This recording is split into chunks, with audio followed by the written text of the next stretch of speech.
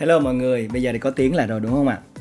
Sorry mọi người rất là nhiều, rất là xin lỗi bởi vì những cái trục trặc kỹ thuật, nhiều khi máy móc mình cũng không biết làm sao mà nó bị chỗ nào, nó bị làm sao nữa, cho nên là rất là thông cảm. Bây giờ thì hy vọng là băng thông cũng đã thông suốt trở lại rồi đó, và mình cũng đã quay trở lại rồi, và những thành viên quen thuộc cũng quay trở lại rồi. Hello Phạm Hồng Vân, Trịnh Quang Trường. Khát nước quá, toát mồ hôi luôn. May mà tất cả mọi thứ khắc phục được.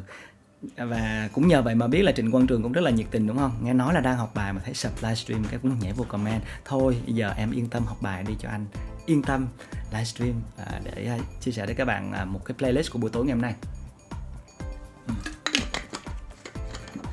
Ok, mẹ ngon lành rồi đúng không ạ? Nghe tiếng rõ rồi đúng không ạ? Mượt rồi đúng không ạ? Chúng ta sẽ cùng đến với playlist của tối nay nha. Cả lớp sẵn sàng, giấy, bút, học.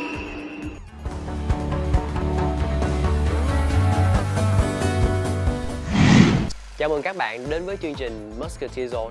Musketeer Zone là một chương trình tiếng Anh học thuật mở rộng của IELTS Face-OFF. Đây là chương trình được phối hợp thực hiện bởi kênh truyền hình giáo dục quốc gia VTV7 và trung tâm Anh ngữ Zone English. Chương trình nhằm mang đến cho các bạn những kỹ năng cần thiết để có thể chinh phục được bài thi IELTS. Mình là Luân, mình là một listening musketeer và chúng ta sẽ cùng nhau giải quyết kỹ năng listening nhé.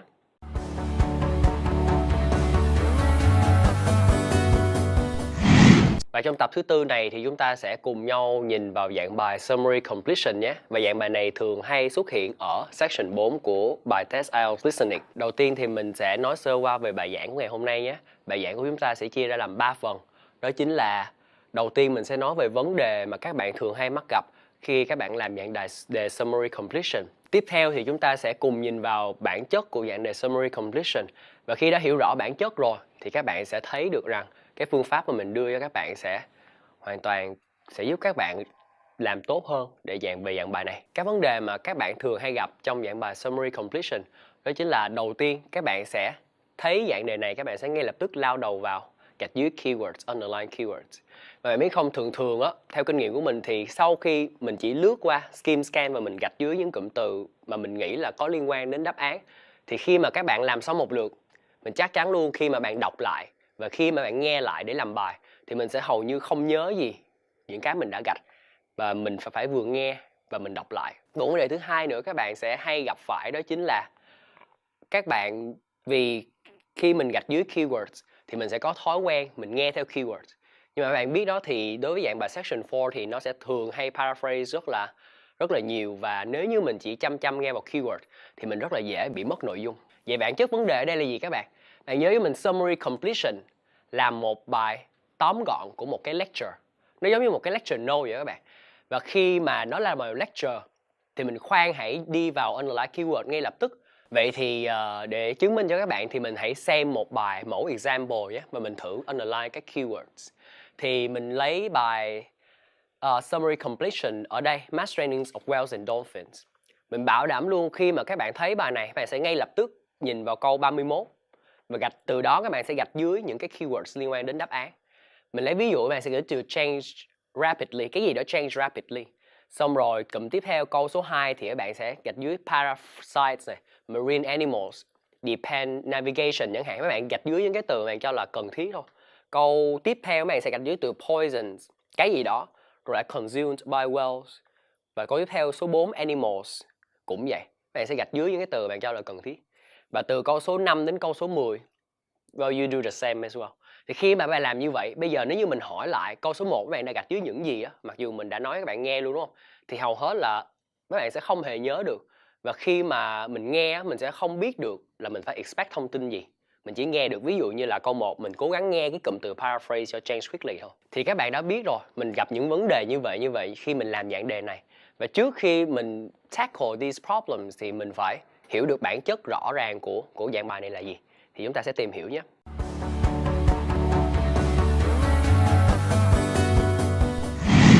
Thì các bạn đã thấy vấn đề của mình là gì? Là mình không thể nhớ được nội dung đúng không? Cho dù mình có gạch dưới underline keywords, mình cũng không nhớ được nội dung của cái bài giảng này nói vấn đề gì.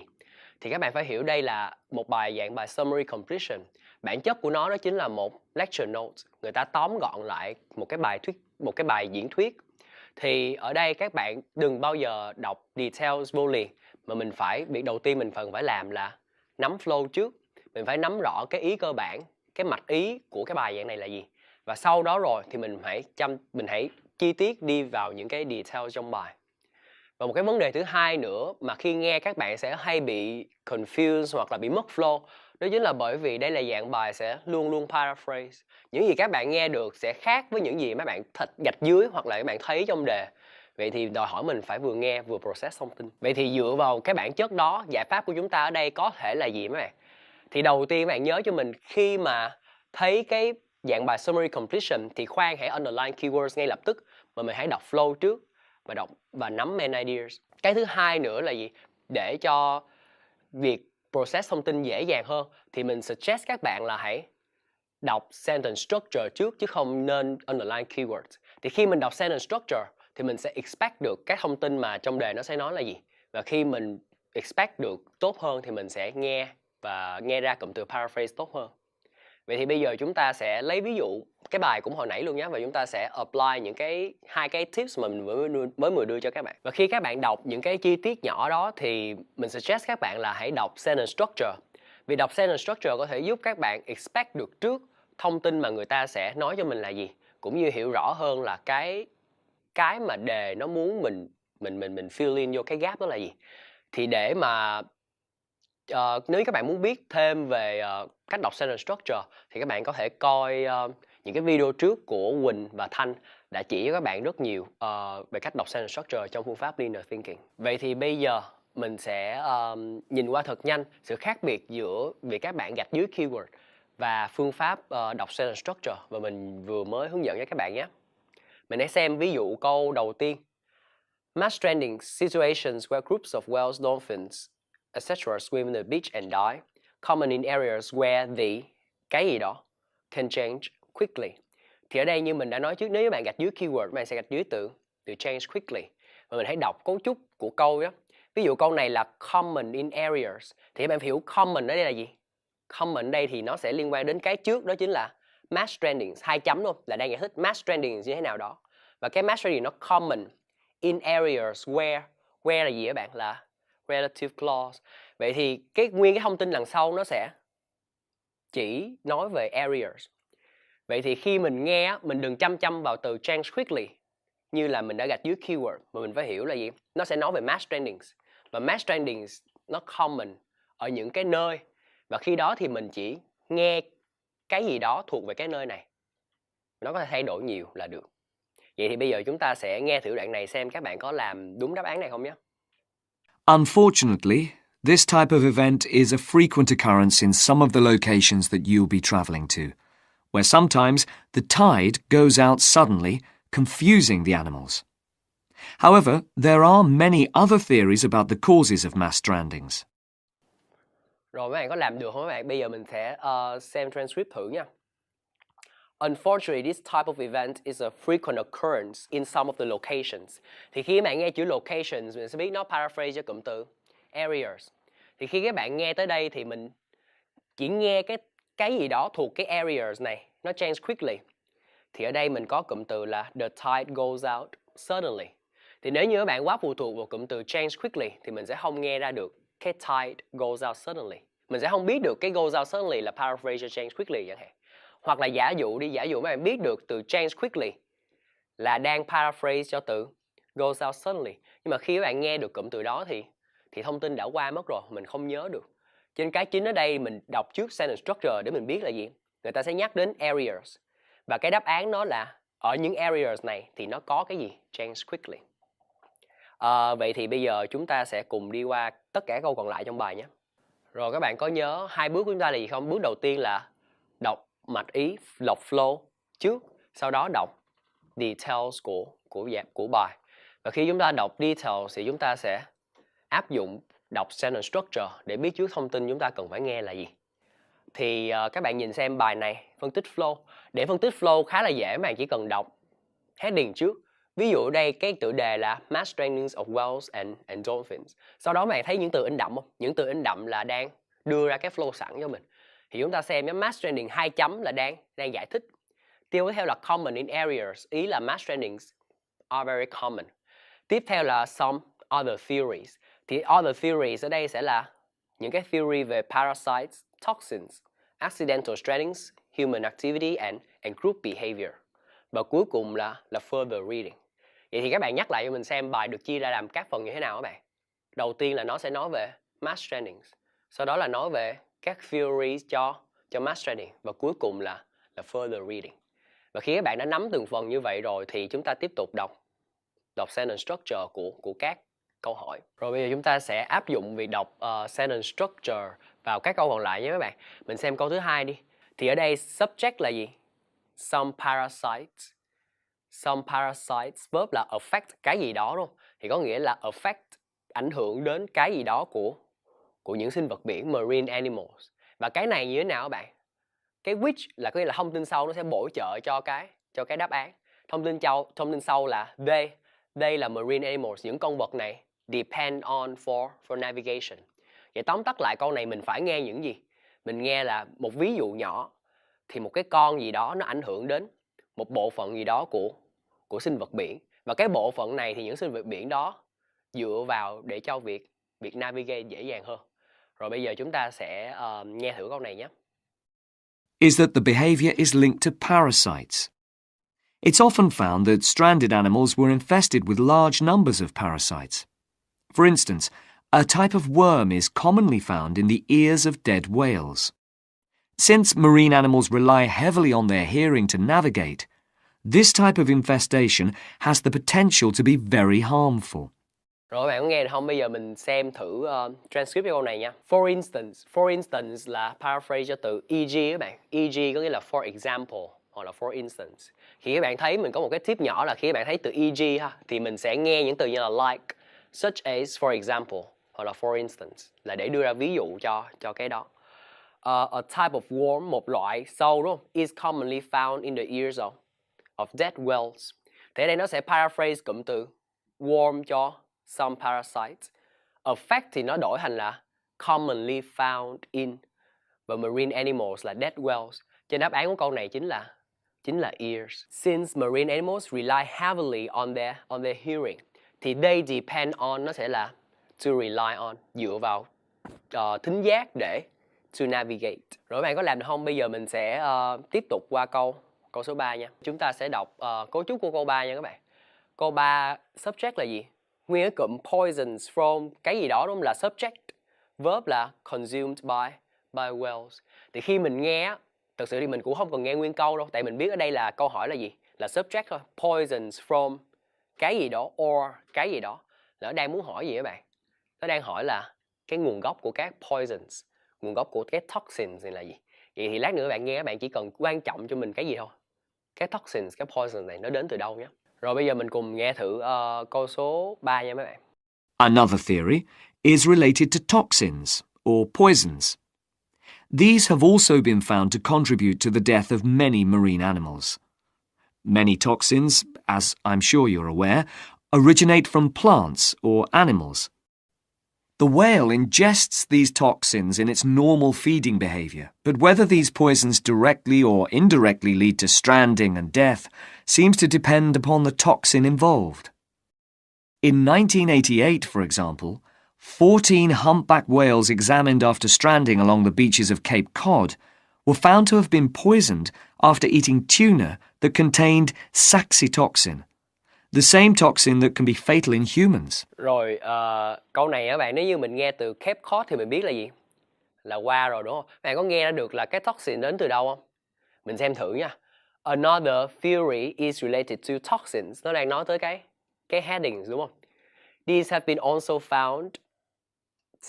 also been found to contribute to the death of many marine animals. Rồi nó chưa nhắc đến gì về cái nguồn gốc đúng không các bạn? Câu tiếp theo là gì? Many toxins originate from plants or animals. Mình có từ originate from là gì các bạn? Origin là nguồn gốc, thì originate from là động từ ha, là nó bắt nguồn từ. Thì ở đây đáp án đúng chính là gì mấy bạn? Là plants and animals. Rồi bây giờ chúng ta sẽ qua câu cuối cùng của nửa bài này nhé. Chúng ta sẽ phân tích cấu trúc của câu này nha các bạn. Cái theory tiếp theo đó chính là gì? Là accidental strandings. Câu đầu tiên là animals may follow prey ashore, mà nó đưa ra một ví dụ ra. Câu tiếp theo là unlikely. Thì bạn thấy câu này nó đang thiếu subject, Thì lập tức mình hiểu là subject của đó chính là gì? Là cái khúc trên là cái accidental strandings. Thì nó unlikely. Bởi vì sao? Because the majority of animals là subject. Were not là không có đang làm cái gì đó as they stranded. Vậy thì bây giờ cái thông tin mình cần nghe trong câu này đó là gì? Là một cái hành động của most animals. Hoặc là để rõ hơn thì mình có thể expect trước luôn là mình cố gắng kiếm cái từ unlikely, cái gì đó nó không có đúng như vậy. Bởi vì sao? Bởi vì phần lớn không có đang làm cái gì đó as they stranded. Rồi bây giờ chúng ta sẽ thử nghe bài này nhé. Strand accidentally by following their prey ashore in the confusion of the chase. In 1995, David Thurston monitored pilot whales that beached after following squid ashore. However, this idea does not seem to hold true for the majority of mass strandings because examination of the animal's stomach contents revealed that most had not been feeding as they stranded. Rồi bạn nghe được những cái từ chính là gì không các bạn? Animals may follow prey ashore. Rồi tiếp theo là gì? Unlikely. Thì unlikely là không đúng, đúng không? Thì mình nghe được cụm từ conjunction, cái linking words đây là however. Tuy nhiên mà thì the majority of animals were not feeding. Examination of the animal's stomach contents revealed that most has not been feeding as they stranded. Và mình đã expect trước mình sẽ nghe được cái động từ verb in thì mình nghe ra được luôn chỗ này là feeding. Rồi bây giờ chúng ta sẽ đi qua nửa phần còn lại của bài exercise này và cùng tiếp tục làm với nhau nhé. Rồi chúng ta xem cấu trúc của câu 5 nhé các bạn. Heading tiếp theo là human activity. Cái theory này nó ảnh hưởng đến mass stranding như thế nào? Câu 5 đó là gì? Cái gì đó from military tests. Và cái này nó linked với cái recent strandings. Thì khi mình sẽ nghe cái keyword đây là gì? Là recent stranding. Và mình sẽ nghe cái gì đó của cái military test. Nó có link với recent stranding như thế nào? Rồi bây giờ chúng ta sẽ nghe thử câu số 5 nha. There are also some new theories which link strandings to humans. A growing concern is that loud noises in the ocean cause strandings. Noises such as those caused by military exercises are of particular concern and have been pinpointed as the cause of some strandings of late. Bạn có nghe ra kịp cái gì của military test không các bạn? Transcript. Mình có nghe được there are some new theories đúng không? Link strandings to humans là cái heading của cái theory này. Loud noises in the ocean cause strandings. Thì cái tip đầu tiên mình sẽ nghe được là gì? Cái noises nó cause stranding. Rồi tiếp theo nữa nó rõ ra đúng không? Noises such as those caused by military exercises. Thì cái noises này là ở đâu? Từ military test. Have been pinpointed as the cause of some of the strandings. Thì cái này là gì? The noises from military tests are linked to some recent strandings. Cho nên đáp án của mình có ở đây là noises. Rồi chúng ta xem tiếp câu số 6 luôn nha. Câu số 6 và câu số 7 thật sự là nó group chung với nhau. Thì mình nghe cùng lúc luôn nha các bạn. The Bahamas strandings was unusual. Là cái gì? Cái gì đó liên quan đến Bahamas nó unusual. Bởi vì sao? Because the whales. Thế đây các bạn sẽ expect nghe cho mình là mình phải nghe ra được từ whales. Whales như thế nào? They were all cái gì đó. Hoặc là they were not in a. Thì ở đây nó có hai cái ngược nhau các bạn nhớ với mình ha. The whales từ cái the Bahamas test, the Bahamas strandings was unusual because the whales were như thế nào đó. Và cái tiếp theo là were not như thế nào đó. Ok, bây giờ mình sẽ cùng nghe câu số 6.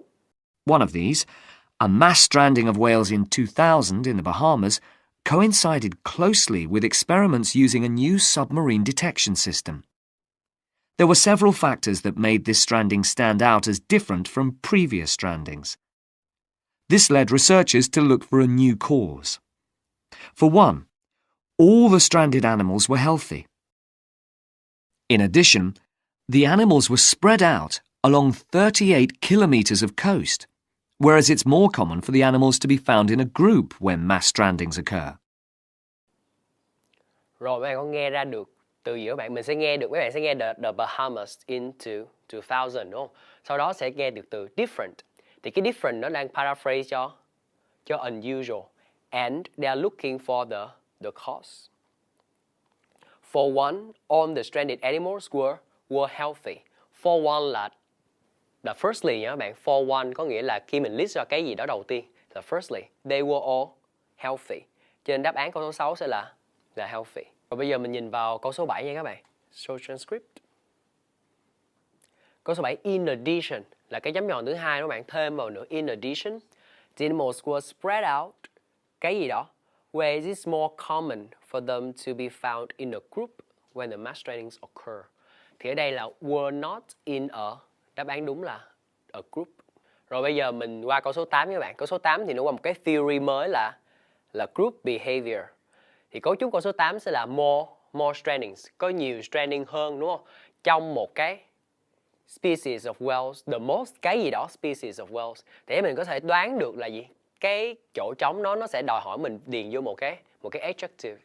Vậy mình tóm lại câu này nha. Tóm lại câu này là gì? Cái loài whales như thế nào đó. Và đối với cái loài này thì strandings nó xảy ra more often. Rồi bây giờ chúng ta sẽ nghe thử câu này nha các bạn. And suggests that sea mammals cannot distinguish between sick and healthy leaders, and will follow sick leaders, even to an inevitable death. This is a particularly interesting theory, since the whales that are thought to be most social, the toothed whales, are the group that strand the most frequently. Mình thấy câu này khá là dễ đúng không? Tại nó giống như là đọc ra luôn. The most cái gì đó species. So transcript. Thì các bạn sẽ thấy ở đây là gì? Whales that are thought to be most social are the group that strand the most frequently. Thì đáp án ở đây chính là từ social. Bây giờ mình sẽ qua câu số 9, cũng cùng cái theory này luôn, group behavior. Nó nói về 1994 dolphin stranding. Thì ở đây câu này khá ngắn thôi. Cái mình cần mấy bạn nghe ở đây được là gì? Là only, là chỉ một cái gì đó was ill.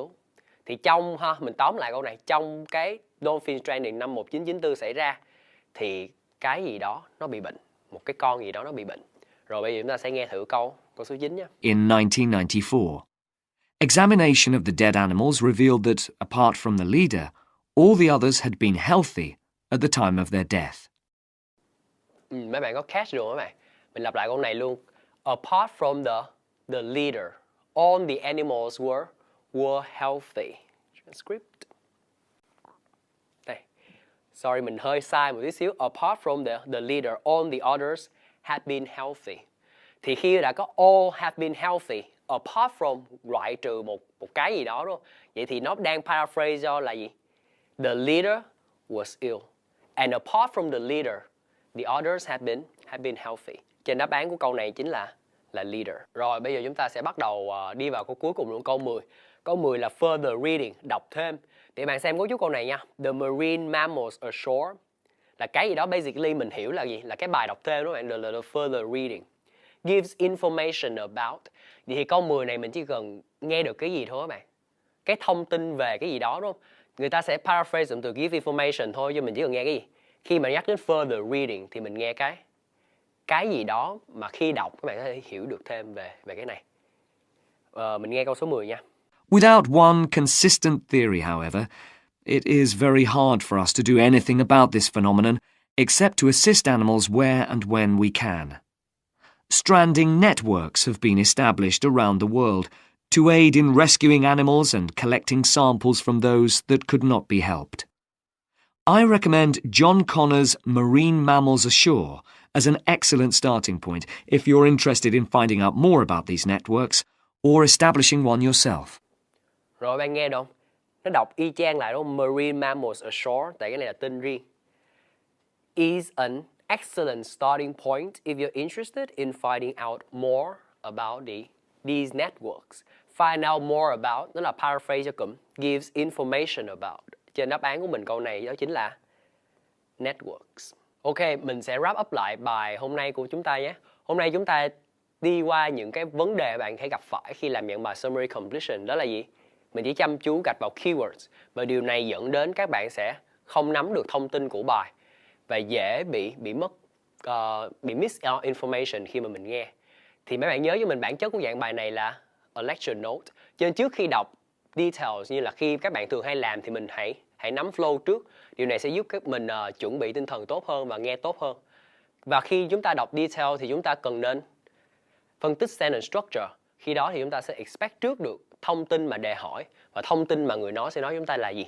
Và sẽ khiến cho việc nhận ra paraphrasing trong bài dễ hơn. Vậy là thời lượng chương trình của chúng ta đã kết thúc rồi. Và đây cũng là episode wrap up lại cho kỹ năng listening của mùa này. Mình hy vọng rằng mùa sau thì chúng ta sẽ gặp lại nhau nhé. Mình là luôn một listening musketeer. IELTS Musketeer Zone là một chương trình tiếng Anh học thuật mở rộng của IELTS Face-Off. Đây là chương trình được phối hợp thực hiện bởi kênh truyền hình giáo dục quốc gia VTV7 và trung tâm Anh ngữ Don English. Xin chào và hẹn gặp lại các bạn.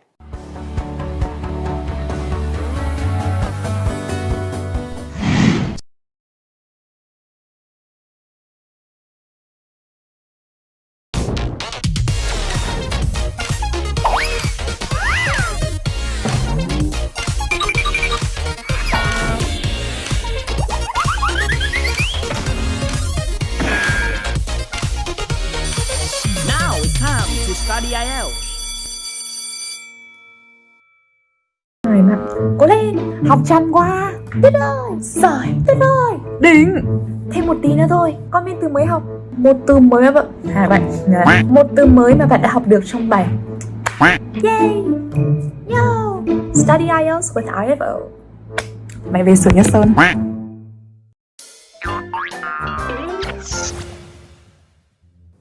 Hey, it's English in a minute, and today's word phrase is don't sweat the small stuff. When you tell someone to not sweat the small stuff, you're basically telling them to not worry about stuff that's not really important or doesn't really matter. For example, the other day, V came to me and she was really upset. She said that she had broken one of my glasses in my house. And I was like, V, don't sweat the small stuff. It's totally okay. A broken glass doesn't matter.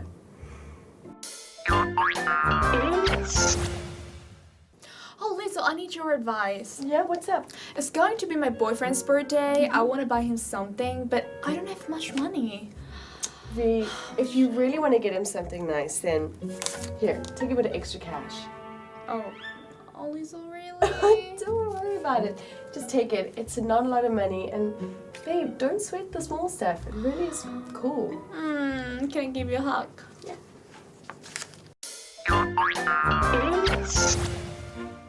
Just a reminder, to say don't sweat the small stuff is to tell someone to not worry about something that isn't really important or doesn't really matter.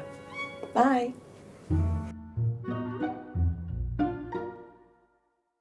Hello guys, my name is Đặng and I'm an IELTS Musketeer on IELTS Face-Off, and this is the recap for Voice of the Week 2. So the theme of this week is food, and the question is describe a food, a dish that you like. And I think this is a pretty easy and straightforward question, and in total we have 25 entries. So thank you guys, that's a lot. And I think this is a pretty easy question, but in order to impress the examiner, you need to demonstrate a wide range of vocabulary. Maybe you could go into detail about how delicious a dish is or how to make that particular dish. And let's see some of the highlights from our contestants this week. Dinner, just a piece of cake with some simple ingredients such as the green peas, sticky rice. To cook this, one needs to heat a wok over medium-high heat. For all about the broth, so I would say the broth of the dish is out of this world. All you need to do is just mix well all the ingredients mentioned above together. With 4 minutes, if you see the whites are firm, you will have excellent fried egg. No sticking, no breaking. I think all the entries this week are really strong, especially our top 5. But I think the key strength lies in the vocabulary. A lot of you guys were able to describe very specifically how much you like a dish. You use phrases like this dish is out of this world, or this dish makes my mouth water, which I think is really impressive. Another thing that you guys did a really good job on was describing in detail how to make a particular dish. And you guys were able to use a wide range of verbs referring to the different actions in the cooking process, you know, like stirring the mixture or beating an egg. I think that is really elaborate, and that's definitely going to wow you know, the examiner. But definitely there are certain things that you guys can improve on as well. One of those, I think, is pronunciation. A lot of you guys were speaking a little bit too fast, so you kind of skimmed on the ending sounds, and that at times caused a lot of difficulty in understanding what you're trying to say. So I think next time you guys should, you know, slow it down a little bit, because a lot of people have a misconception that you have to speak like really fast in order to impress the examiner. That's actually quite the opposite. You need to slow it down and really enunciate the words. I mean, you spend a lot of time learning like really good vocabulary, right? And it's a shame if you speak too fast and you were not able to, you know, make that stand out to the examiner, you know? So mispronouncing words can be a real shame. So slow it down a little bit. I like all of the videos that you guys submitted. Thank you guys for putting in a lot of hard work and thought into these videos. But unfortunately, there can only be one winner. So let's do a drum roll for the champion of this week's Voice of the Week. And actually, bánh is indispensable to Vietnam family at Tate. Many people often use it as a gift due to the fact that bánh has significance for three things. Woo! And it's Miss Cung Thị Thu Trang. And I really like Trang's answer. I think she, you know, has all the hallmarks of a good answer, what a good answer should be. Her pronunciation was pretty intelligible. You know, she has all kinds of vocabulary describing how to make a bánh chưng and how delicious it is. And she also gives some general facts about the dish, which I really liked. And so all in all, I think she kind of covered all the bases for me, at least. So congratulations, Trang. I think you're entitled to a 10 million dong scholarship from the British Council. Yay! If you want to win these amazing scholarships from the British Council, you can join the next Voice of the Week. Every Sunday, a new question will be posted on the Facebook page of IELTS Face-Off, so tune in and see what the question is. You guys have 1 week after the question is posted to prepare a video and submit it to VTV7. The video should be between 1.5 minutes and 2 minutes long. All right, so you know, make good preparation, make good notes, be confident and get your cameras rolling. I think you guys will do great, all right? And I will see you guys next week on IELTS Face-Off, the Musketeer Zone.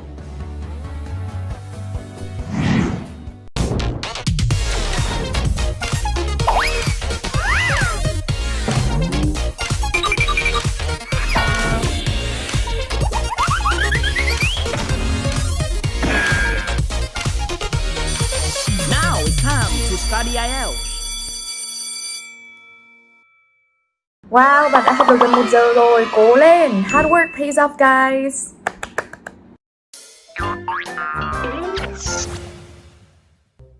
Hello guys, welcome to English in a Minute. Today we have a new phrase for you guys, around the clock. You might think the word around the clock has to do something with a clock. Well, not entirely. Around the clock means that you're doing something continuously day and night. For example, maybe I have something valuable, like a watch or a ring. I'll guard it around the clock. Amber, what are you hiding in your hands? Nothing. Well, let me see. None of your business. That's just a piece of candy. Why are you hiding it around the clock? I don't want to share it with you.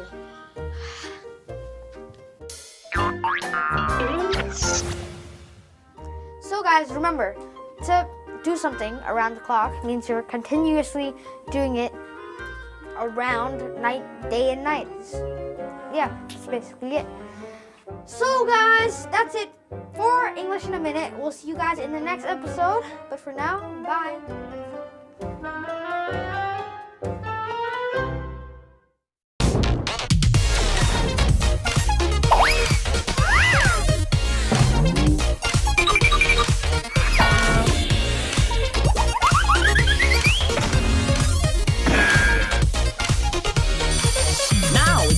to study IELTS. Góc kiểm tra bài cũ, một từ mới mà bạn đã học được trong bài học ngày hôm qua là gì? Comment ngay nhé. I won't let you down. I will not give you up. Gotta have some faith in the sound. It's the one good thing that I've got my ticket for the long way round. 2 bottle whiskey for the way. And I sure would like some sweet company. And I'm leaving tomorrow, what do you say? all we have to do now is take these lies and make them true somehow. All we have to see is that I don't belong to you and you don't belong to me. Yeah, yeah. Freedom, I won't let you down. I will not give you up. You're gonna miss me when I'm gone. Freedom, have some faith in the sound. It's the one good thing that I got. You're gonna miss me when I'm gone. Oh yeah, when I'm gone, when I'm gone. Oh, you're gonna miss me when I'm gone. But that's what you get. You're gonna miss me by my hair. You're gonna miss me everywhere. Oh, you're gonna miss me when I'm gone. That's what you get. That's what you get. That's what you get. That's what you get. I just hope you understand. Sometimes the clothes do not make the man. All we have to do, all we can do, is take You're these gonna miss lies me when I'm and make them true. Somehow. All we have to see is that I don't belong to you. And you don't belong to me. I won't let you down. I won't give you up. You're gonna miss me when I'm gone. You're gonna miss me by my Have some faith in the sound. It's the one good thing that I got. You're gonna miss me when I'm gone. Freedom, freedom, freedom.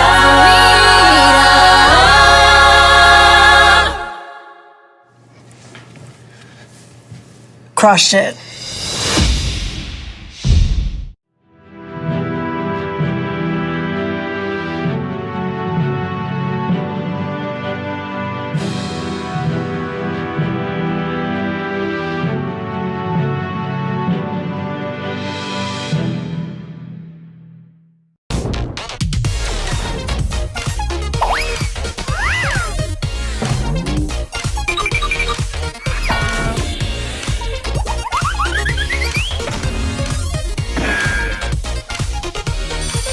Now it's time to study IELTS.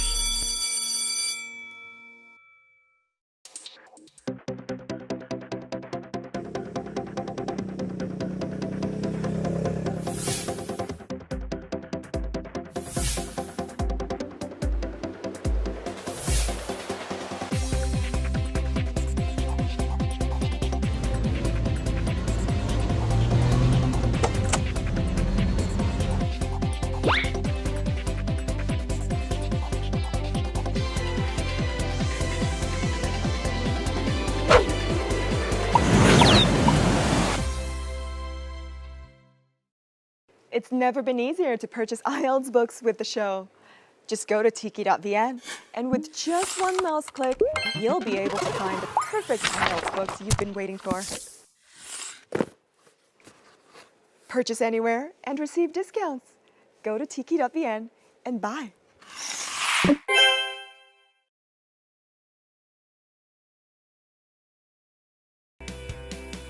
Wow, the show is starting, and it's another episode of IELTS Face-Off, but I'm wondering what this week's clues will be. Hi, are you a clue? And you're really big right now. Okay, okay, it's about maximizing efficiency. Is it about doing research? Maybe it's an insect researcher. Oh, Hà Nội nửa đầu thế kỷ. Okay, this is Hanoi. Lịch vạn niên Việt Nam, Vietnamese history. Oh, this is a lot of stuff. It's really heavy. And this is world history. Oh, I know. I think our guest today is a historical researcher. I'm quite sure that is going to be our guest. So let's see who the person is, but meanwhile it's really heavy. So guys, let's look at who our guest is. Hi, my name is Khanh and I'm an 8th grader. History is one of my main hobbies because it is both fascinating and entertaining. I am currently working on a project called the 10 most influential battles in the world.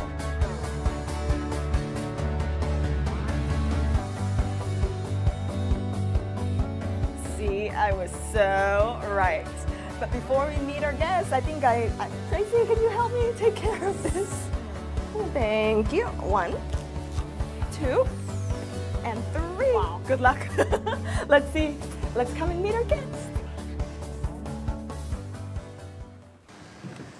Okay, we're in the studio again. Our guest, lovely guest is here. Hello, how are you?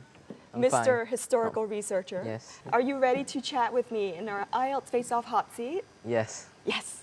All right, IELTS hot seat, where Zui is not scared of me, coming right up next. We're back in the studio, and I'm so excited to actually start the conversation with our young historical researcher. So tell me a bit about how your passion for history started.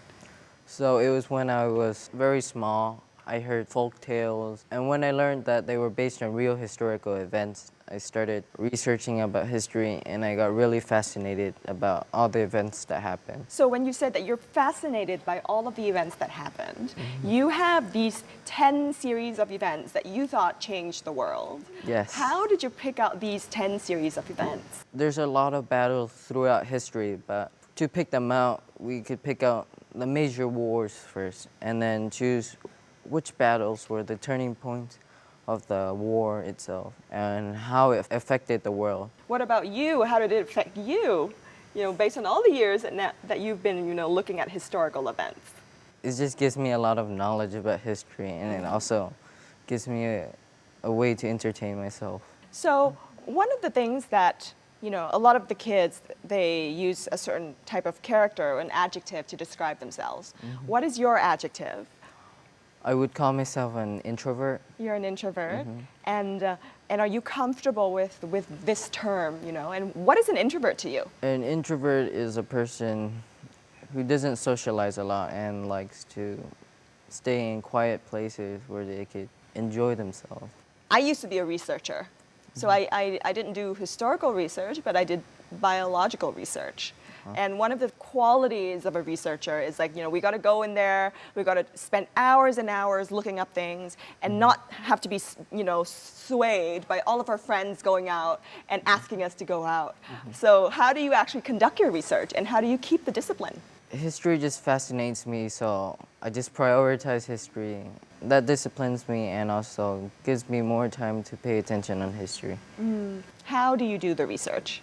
I research history from a lot of sources, mainly books and the internet.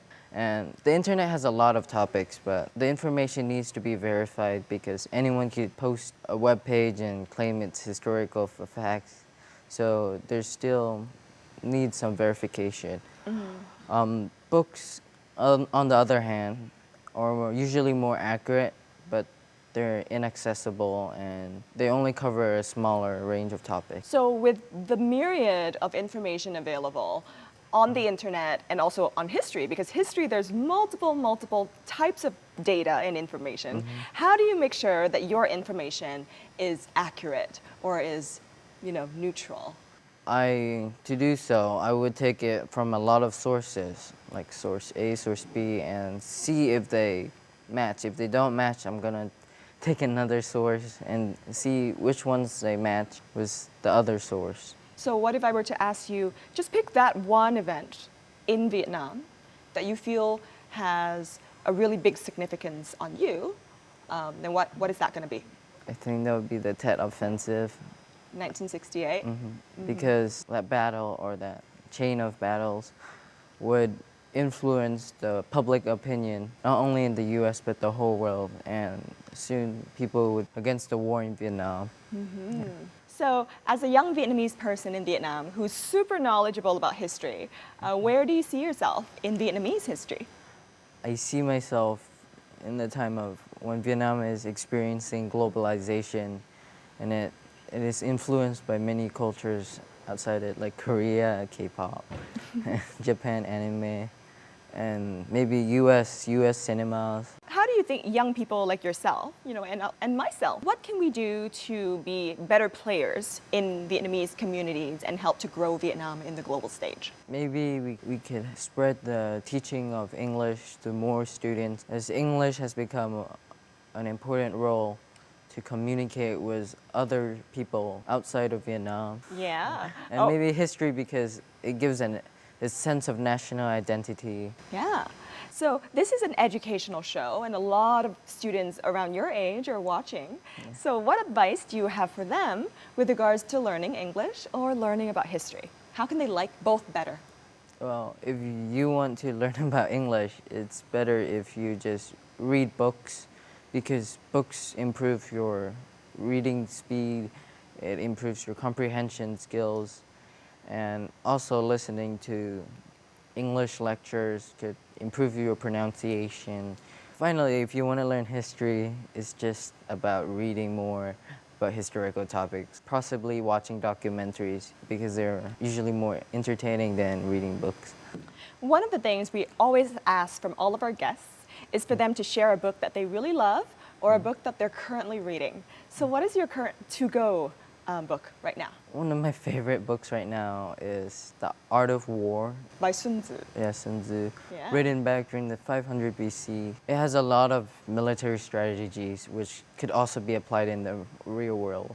Last but not least, why don't you share with our audience one of your favorite vocabularies or one of your favorite idioms so that our audience can also learn English better? One of my favorite idioms is not a step back. This was an order issued by Joseph Stalin during the Battle of Stalingrad, and this disciplined the Soviet army and told them to fight against the harsh conditions, to persevere. It really helped them, and they were able to win the battle.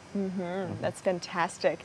Well, talking about perseverance and winning the battle, are you ready to win one of the challenges that's coming right up next for you? Yes, I'm ready. Okay, let's do this. So guys, IELTS Face-Off Challenge is coming right up next. If you're looking to see how we will fight it out, stay tuned.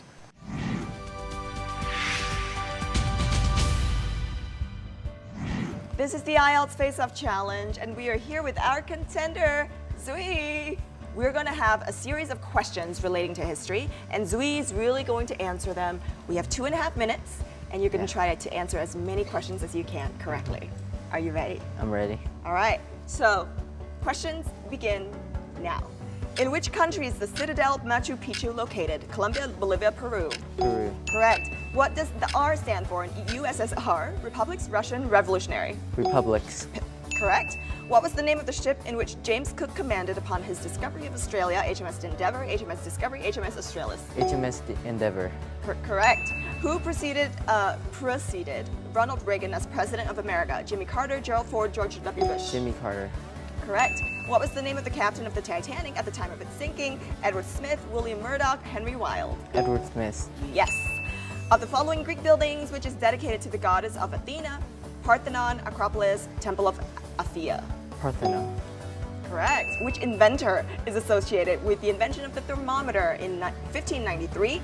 Newton, Galileo, or Pascal? Galileo. Correct. Which leader ruled the USSR from 1917 to 1922?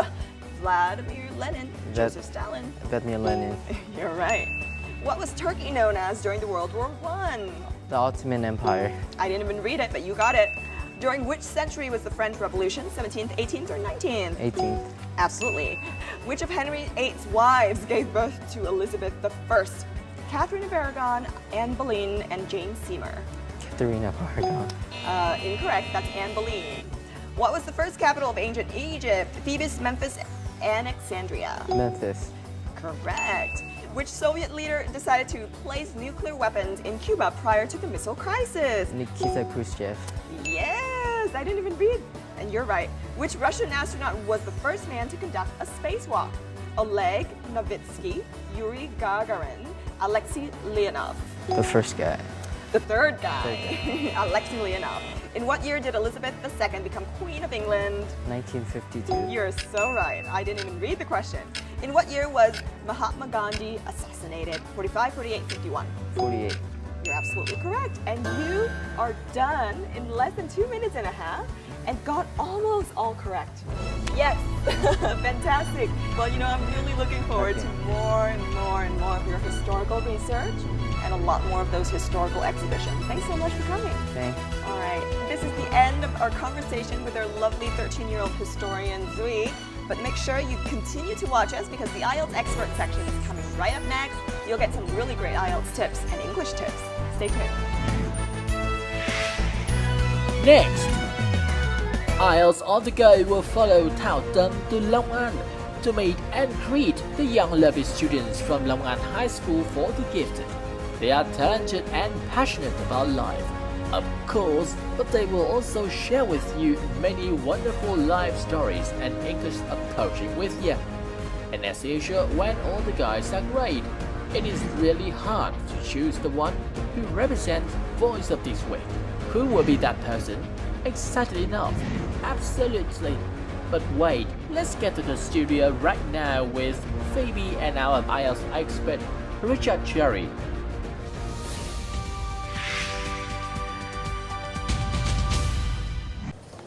With studying for the IELTS, a good prep book is a must. IELTS books are rare to find, mostly out of stock, overpriced.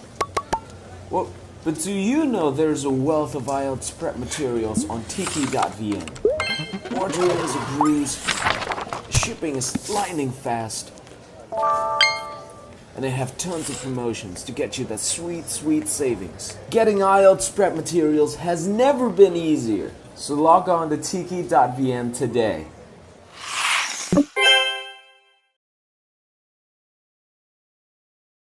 Hi, welcome back to IELTS Face-Off. This is the IELTS expert section, and Richard is here with us today. Welcome back. Hi, Phoebe. It's great to be back. Thanks. Well, let's go on to another small region here in Vietnam and follow our lovely friend Thao to IELTS on the go. Okay. All right, Thao, take it away. IELTS on the go.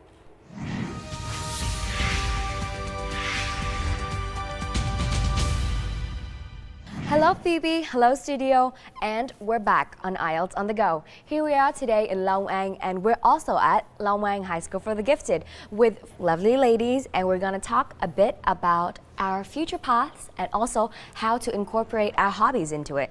So I'm gonna let them introduce themselves, starting off with you. Hello everyone, my name is Nguyên, Trần Nguyên. I'm a 12th grader. Hello everybody, my full name is Khiêm. I'm 17 years old. I am a grade 12. Last but not least. Hello everyone, my name is Hồ Nhi and I'm 17 years old. Okay, so let's start. I heard you guys are excellent students in school, so could you list for me a few activities you've participated and came out victorious? Last year, I went in for a speaking contest that was organized by my school. And as I pulled my socks up, and luckily I got the first prize. Nice, very nice. So how about you guys?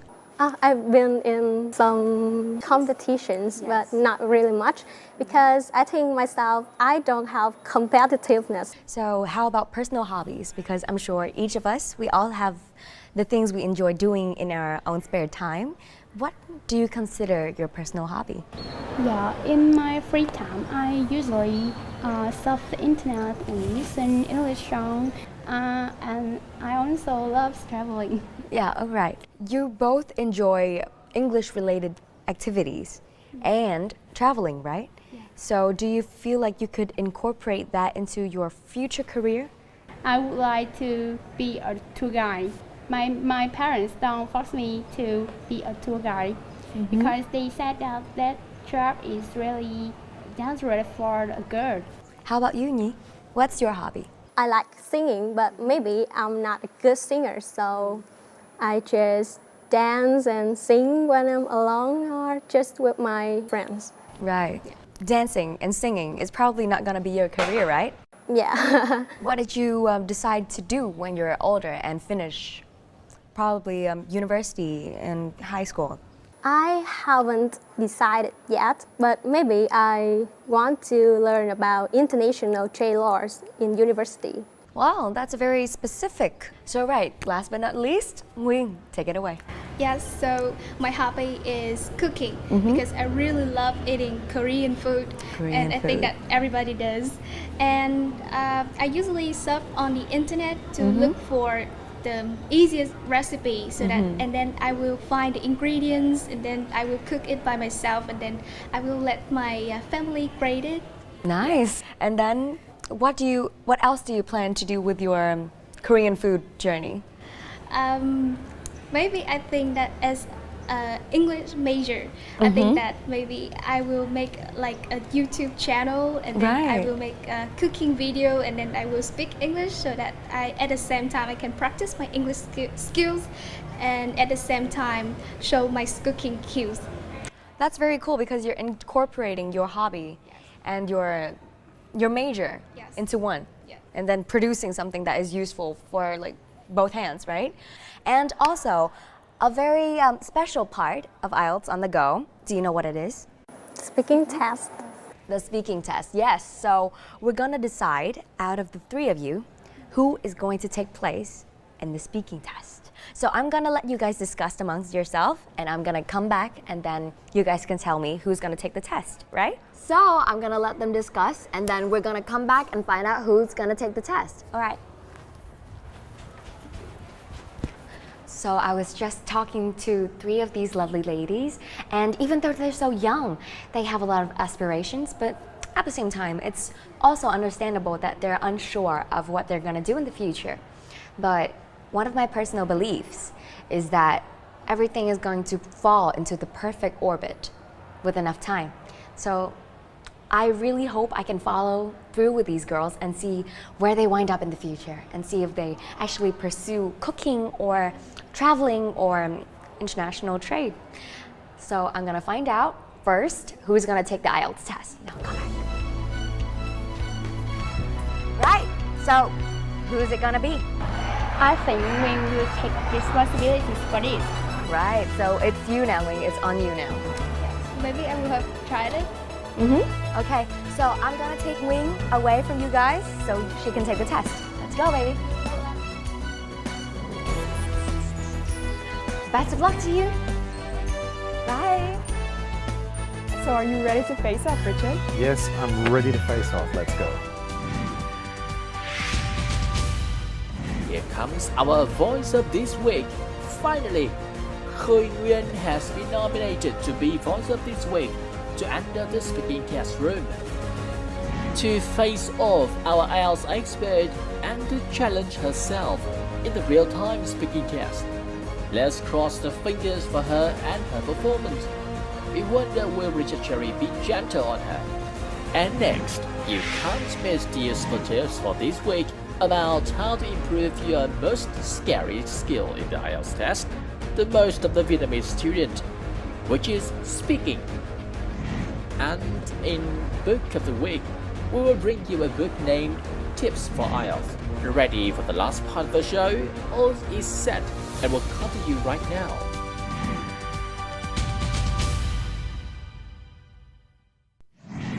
Welcome to the speaking test. My name is Richard.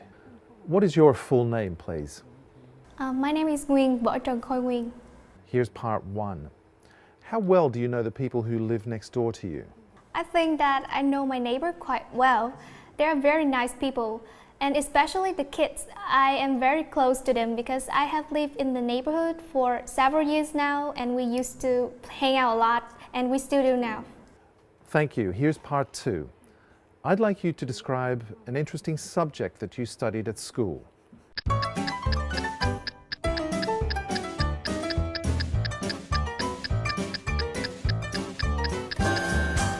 Among many different subjects being taught at school, English is my favorite one, and also the one that I can learn best at school. Back when I was in grade 1, I really loved watching Disney Channel. It's like everybody's childhood. That's when I got to know about English and had an affection for English. I have studied English for several years now since primary school, and I have the chance to learn the fundamental of English, and as well as being flexible in practicing my English. And during my school years, I have the chance to study with many different teachers. And this is the most interesting about English, because studying with many different teachers gives me the opportunity to be more flexible, because each teacher have their own way of tailoring their teaching methods, so I learned a lot from them. And well, I'm interested in this subject for some reasons. Firstly, as I have just mentioned before, I really love watching Disney Channel. I was fascinated about the way the character act, the way the character behave, and so I decided to know more about this language in order to understand my favorite character. So I decided to pull my socks up to study English. And another reason is, besides studying English at school, I really love reading English storybooks such as comics or novels. And last but not least, I have a tendency to outperform in English compared to other subjects, so maybe that's why English is my favorite one. Thank you. Here's part 3. What makes a good student? In my opinion, the best student has the mix of the ability to do hard work and intelligence. Because, you know, if you only have one of the two, it would be very difficult for you to be successful. There are some subjects that no matter how hard you work, you just cannot do it as well as those who are naturally intelligent if you don't have a base of intelligence. And on the other hand, there are some subjects that even if you are one of the smartest bunch of the class, but you don't apply yourself to the subjects, or you just don't hardly put any efforts in, you are not going to get anywhere. Thank you. That is the end of the speaking test. Thank you. Cái nội quy trường gắt không? Dạ nội quy gắt dữ lắm. Oh, hi, she's back. Hi, Nguyên. So, how was the test?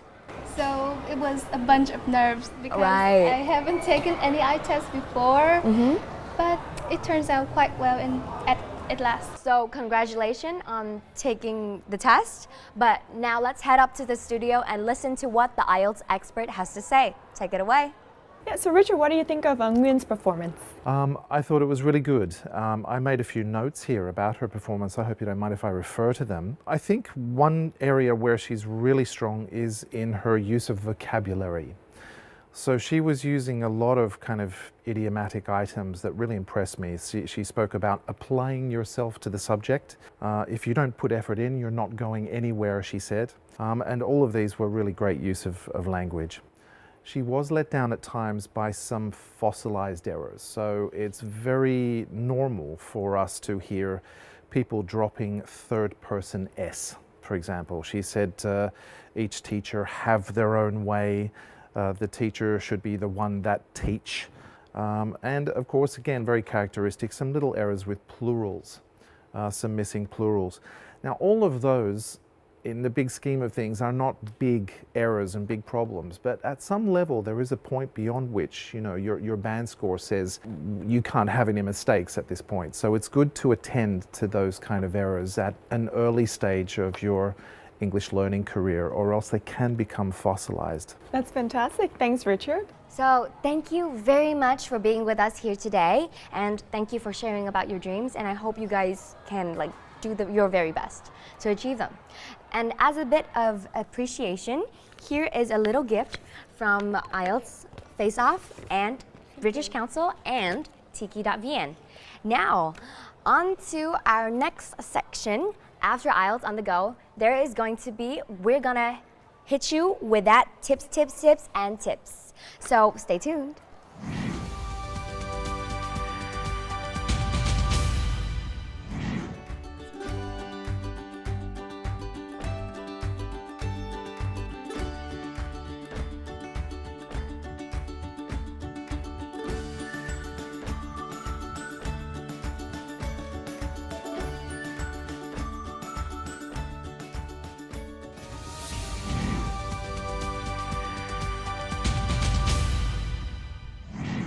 All right, so Richard, this week's tips are on speaking. what do you have to say about speaking and pronunciation? Speaking and pronunciation, a lot of teachers will give the advice that in order to pronounce English more accurately, one should listen to more English. And that's good advice, but really you need very specific tasks to do while listening. So I can suggest some. I mean, there are a lot of websites out there, including BBC Learning English and British Council Learn English, where there are sound files which include an audio script. The audio script can be downloaded and printed, and that becomes a useful document. So if I'm going to focus on pronunciation, then I will begin to mark that document before I listen to the sound file. I will identify where I'm likely to hear stressed syllables within the text. I'll identify where I'm likely to hear weak syllables within the text, also connection of sounds, possibly intonation, and I will analyze the script before I listen. Then I'll listen to the audio script and check that my ideas were correct. If you're all alone at home talking to the mirror, I guess no one's going to laugh at you. So yeah, there are actually a lot of things that you can do to work on pronunciation at home. I think those are amazing tips, because I've also listened to some of the best public speakers in the world. For example, Barack Obama, for example, and even though they are native English speakers, they do rehearse a lot in their own private time. And another angle to it is that of chunking text.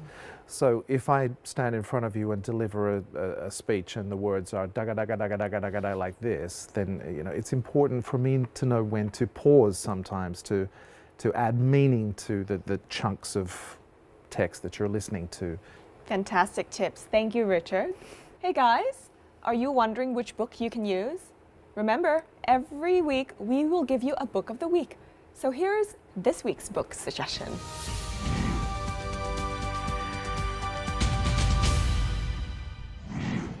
This book is short but sweet, only 60 pages. It offers concise tips and strategies for each skill. The advice is very good, but there are no practice activities. So it is important to read these tips in small chunks, then find a practice textbook to put the strategies into practice.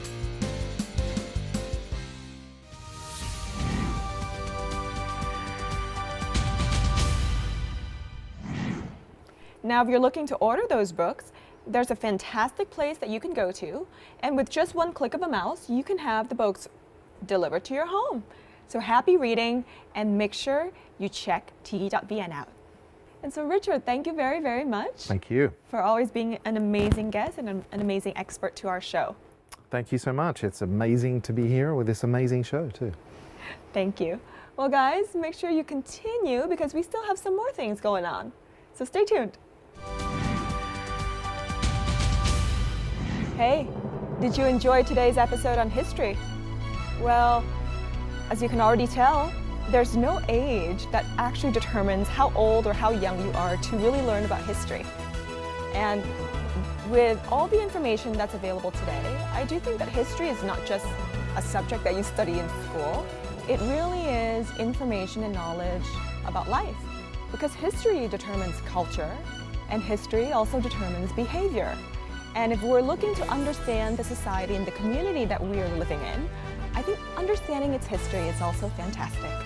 And of course, we can also understand our family history as well. A lot of us have amazing stories to tell from our grandparents. And so we hope that this episode has inspired you to continue to explore your own history as well as your community's history. Until next time, we'll see you again. Good night.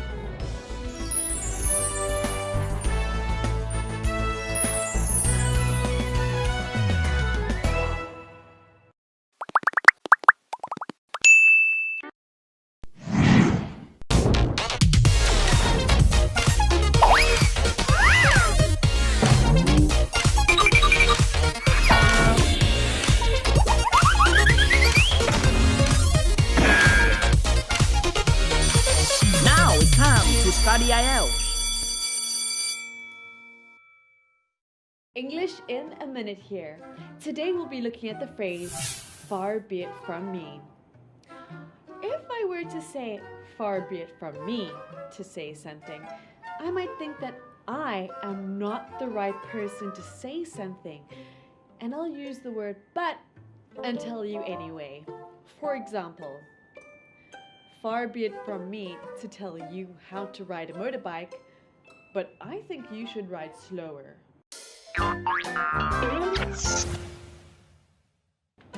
Hey V, what you up to? You know what? I have a bunch of guys who like me, and I don't know who to choose. It's so difficult. Okay. You have so many boyfriends to choose from? I don't even have one. V, far be it from me to tell you who to choose. I think you should choose someone who understands you. Yeah, but the thing here is that all of them understand me. Because I wrote a book and I asked them to read all of it and remember my rules and remember everything about me. Wow. Well then V, maybe you should date a robot that can just follow its mistress's instructions. Oh, that's a good idea.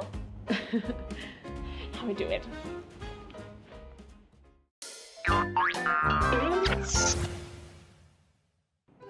And remember, this episode we looked at the phrase far be it from me. Far be it from me is something I'll say if I don't think I'm the right person to say something, but I'll say it anyway. Goodbye.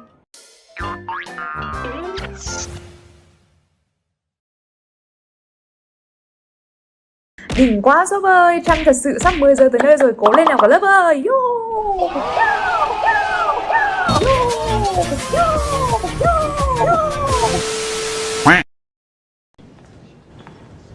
What is she doing? Hey guys, I'm Mercedes Jones. So most of you know, Cheerios is about perfection and winning, looking hot and being popular. Still building the tension. Well, I think that it should be about something different. How many of you at this school feel fat? How many of you feel like maybe you're not worth very much? Or you're ugly, or you have too many pimples and not enough friends? Well, I felt all those things about myself at one time or another. Hell, I felt most of those things about myself today. And that just ain't right. And we've got something to say about it. And if you like what we have to say, come down here and sing it with us.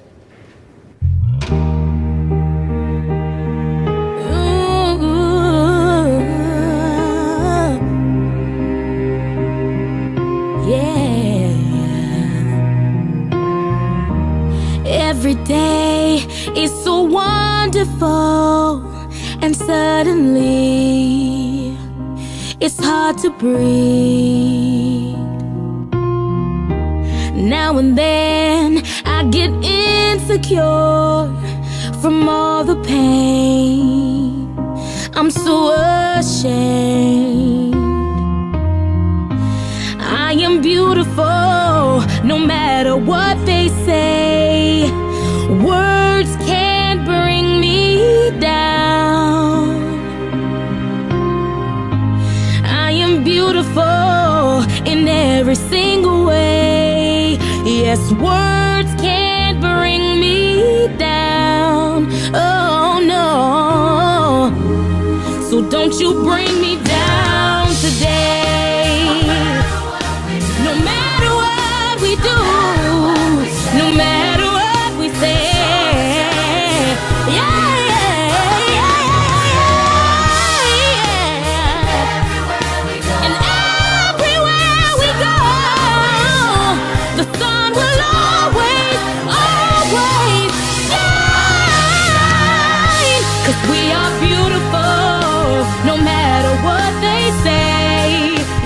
Words won't bring us down. Oh no.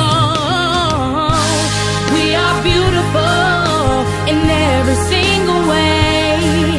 Yes, words can bring us down. Oh, so don't you bring me down today.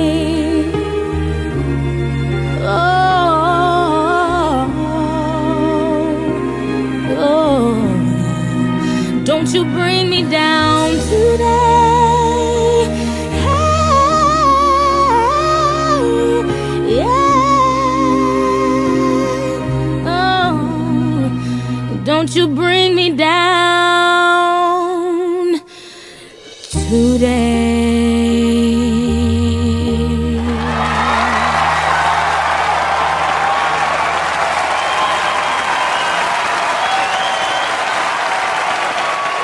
We can finish this interview in your office tomorrow.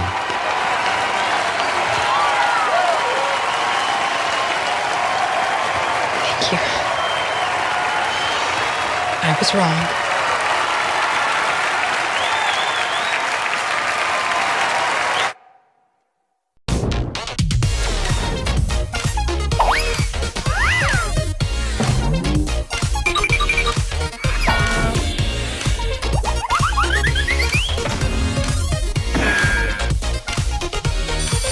Now it's time to study IELTS.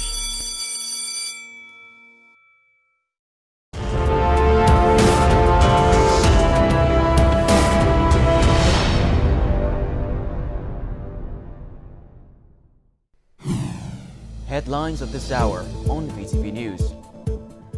Vietnam's economy shows strong growth in the first 9 months of 2022. Later on, Nghệ An province faces challenges in coping with flood aftermath. And in world news, at least 38 killed at child care center in Thailand gun attack.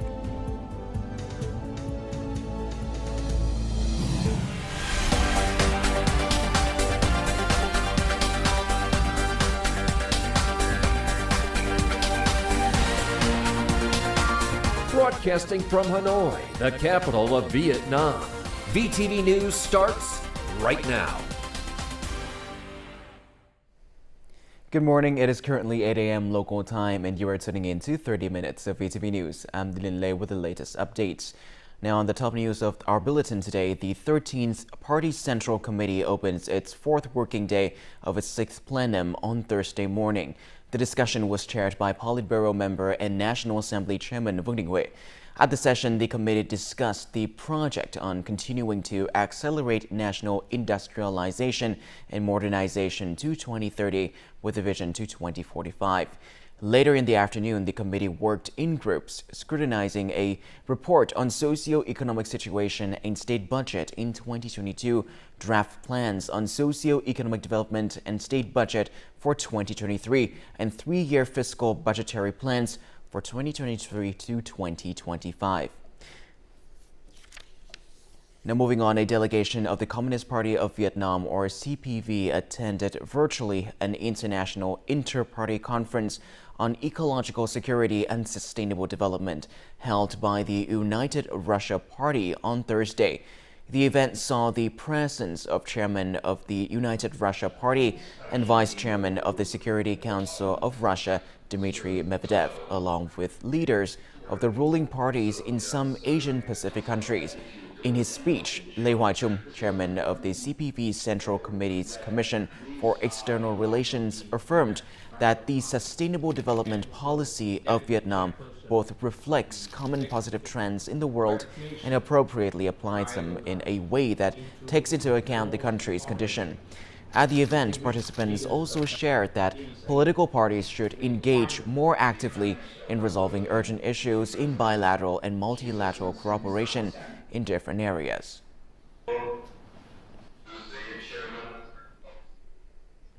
Now, Vietnam's tourism, domestic consumption, processing and export have skyrocketed in the first 9 months of 2022. The growth of these sectors helped stabilize macroeconomy and create favorable conditions for growth to the end of the year period. Thanks to the timely policies of the Vietnamese government, its tourism flourished. Vietnam welcomed nearly 90 million visitors, most of whom are domestic visitors, and received nearly $16.5 billion in revenue from January until September 2022. The growth of tourism also pushed many other sectors forward, such as aviation, transportation, consumption, accommodation, restaurants, and hotels. The number of tourists in the first 9 months of 2022 was 90 million people, up 14% compared to the pre-pandemic period. Consumer spending also increased 21% to $167 billion compared to the same period last year. This not only creates the circulation of goods, but also stimulates manufacturers, suppliers, and traders to expand their scale, especially when prices are stable and inflation is controlled. Fresh food is not the only thing they buy anymore, but also sweets or non-food items. People are buying more diverse sets of items.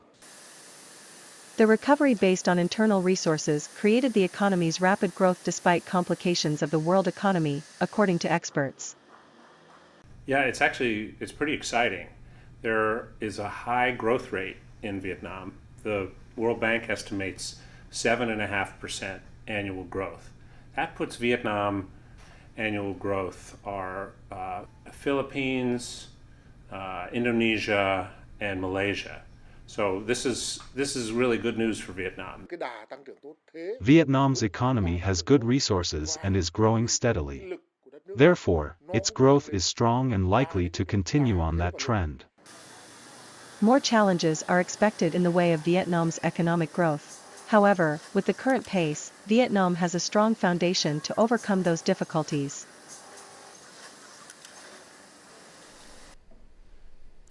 A shipping container from Ho Chi Minh City to China or Singapore only costs around $130. But water transportation from Cần Thơ to Ho Chi Minh City could double the cost. Now, due to the high expense, not many businesses choose this method. This hinders the potential of water transport in this region and phases out an investment in the infrastructure of this type of transport. Most ports in Cái Cui Port Cluster are designed to receive ships with a capacity of up to 20,000 tons. Due to low water levels in the channel for many years, only ships of about 6,800 tons came to these ports. If the channel ensures stable depth, we commit to bringing large container ships into Cần Thơ port. 6 years ago, Saigon Newport opened a container route with a capacity of 10,000 tons. However, only after a short time, the new route was shut down because of the dried channel. There is still room for development in this area. The locality has committed to attracting investors for the logistics sectors. We are following this emerging trend with more planned investment. Many projects on improving the channels have received medium-term capital from 2021 to 2025. A few examples of these projects are Trần Seaport Plans and Chợ Gạo Canal Upgrading Project. According to a representative of the Ministry of Transport, the opening of waterways will involve both public and private sectors. On principle, investment in public infrastructure, routes and signs came from the state's budget. As for the inland waterway ports, enterprises of different economic sectors will be responsible. Currently, the Mekong Delta region is contributing 95% of rice exports and 60% of fish exports. However, there is no direct route for 80% of export goods to reach ports in Ho Chi Minh City and the southeastern region. This means a network of waterways and 13 planned seaports could be developed to reduce logistics costs, currently accounting for 30% of product costs. The new infrastructures could help to boost the locally produced products' competitiveness. Now, very few people think of growing rice in a land of dormant volcanoes. However, with their outside-of-the-box thinking, local farmers in Buôn Châu commune have been growing rice at the foot of Nâm Blang volcano, turning this place into the largest rice production area in the Central Highlands. Local farmers hope to build a brand for their rice varieties, which are grown under VietGAP standards. Rice farming has changed the lives of many households, thereby contributing to the poverty reduction in a village that has the largest poverty rate in Đắk Nông province.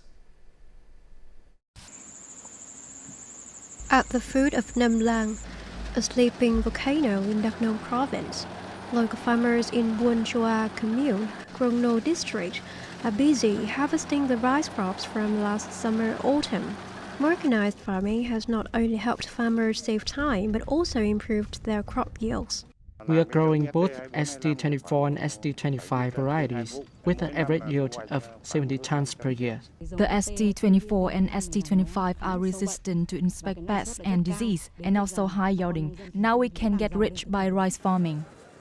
authorities in Gromno district encouraged farmers to grow the rice varieties of SD24 and SD25 to replace low-yielding rice varieties. However, many people rejected the authorities' move at the first place, as they thought harsh weather conditions and the soil at the foot of Nam Blang volcano would not provide sufficient nutrients for the new varieties. We faced rejection from many people and couldn't convince local farmers to switch to the new rice varieties. However, after they witnessed the high-yielding rice crop with good selling prices, they started to growing the new rice varieties. Ethnic farmers have applied high-tech rice farming as they aim to further improve the value of rice grains. Therefore, their rice can meet strict Vietgap standards. Farmers' cooperatives have been working together to co-produce and register a trademark for Gromno rice. We'll have farmers cooperatives to expand their production with a focus on deep rice processing. In addition to rice production, farmers are encouraged to sell byproducts of rice, such as rice crackers and rice flour, to increase their profits. At the end of the summer-autumn rice crop, farmers in Buôn Chua commune are waiting for new high-yielding crops as they aim to maintain the global reputation of their rice quality. A number of gas stations in the southwest region of Vietnam have put a halt to their businesses in the last few days. Now, many of them closed due to the financial difficulties caused by gas prices. More to follow. There have been dozens of petroleum enterprises in the southwest region of Vietnam requested to suspend their business until the end of this year. This is due to the financial challenges they are facing. According to gas station owners, they have to import gasoline at a high price with a very low discount rate. Not only does the price cap make them fail to generate any profit, but the operation cost even makes them lose money. State management agencies are planning on adjusting the gas price to ensure the benefits of businesses. We are doing this as quickly as we can to adjust the surcharge as well as the cost of transporting gasoline from the two domestic refineries to the ports. It will change the gas base price and increase profit for petroleum enterprises as well as wholesalers and retailers. In addition, we also have supporting measures to petroleum businesses, helping them endure this hard time. According to the Ministry of Industry and Trade, Vietnam has controlled more than two-thirds of its gasoline demand. This, along with the measures being taken to change the gas price, the challenge troubling petroleum enterprises is expected to be solved in the near future. Coming up next on VTV News. Nghệ An province faces challenges in coping with the aftermath of flood. And later on, Vietnamese companies face challenges in human resource recruitment.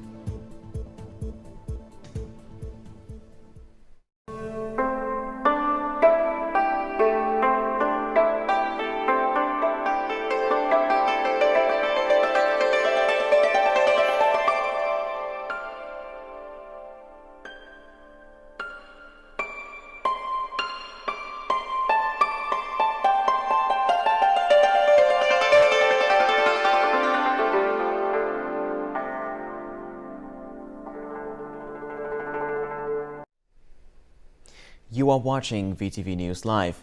Now continue with more important updates. 13 out of 14 Vietnamese citizens rescued from human trafficking rings in Paranak, the Philippines, have been freed, Vietnam's Ministry of Foreign Affairs said on Thursday. Meanwhile, the other one is being taken care of at a local women and children support center because she has contracted COVID-19. Immediately after being informed about the case, Vietnamese embassy in the Philippines contacted the COVID-19 patient and took necessary measures to protect her rights and interests. Moving on, landslides have occurred in Quezon District, Nghệ An Province, which was still reeling from the impact of floods, with damage estimated to reach $8.3 million. Local authorities are taking steps to relocate households to safer areas. Specifically, 55 households in Hoa Xuân village have been safely evacuated, and local authorities are determined to relocate others in Tha Ca village who are still in the danger zone. On Thursday morning, the Border Guard Command of the province provided the locality with emergency relief, including 10 tons of rice, hundreds of gifts, and essential goods. In residential areas that have been cleared of mud, medical forces have quickly sprayed and disinfected the area to ensure people's health.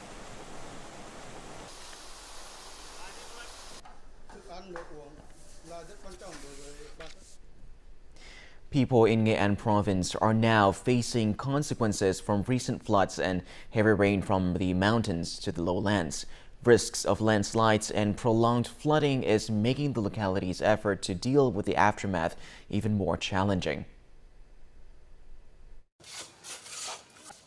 Nearly 200 families in Kỳ Sơn district were displaced after the flash flood swept by. Nearly 100 households had to evacuate when facing risks of a landslide. Landslide continues to be a threat to many residential areas in Nghệ An province. Houses could be rebuilt as long as there is land. It frightens me now that I lost both my house and my land. We now prioritize leveling the ground. After that, we will focus on building infrastructure. In lowland areas, flooding continues in many fields. Upstream rain and flood discharge in hydroelectricity cause water on Lam River to recede slowly. At the same time, the drainage system of southern irrigation is also facing congestion. Slow water withdrawal greatly affects production and harvest. If this situation continues, winter crops next year will be negatively affected. There are many congestion points in the Vinh and Cẩm River systems due to the violation of flood drainage corridor during construction. This also negatively affected the drainage capacity, causing great damage to the region.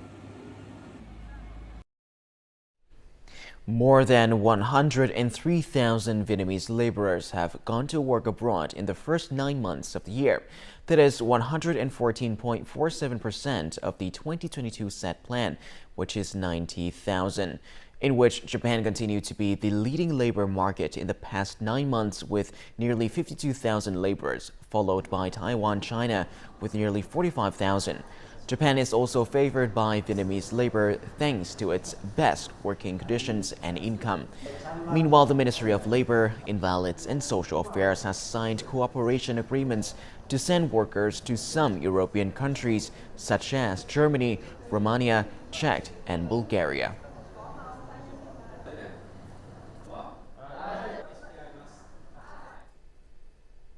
Since the beginning of this year, Vietnam's labor market has recovered, helping domestic companies resume their operation well. However, the impact of the COVID-19 pandemic has changed candidates' demand for jobs. According to a report released by Vietnam Work on the domestic labor market this year, about 87% of all domestic companies have been facing difficulties in recruiting human resources. Join us in the following report to discover the emerging trends for job seekers.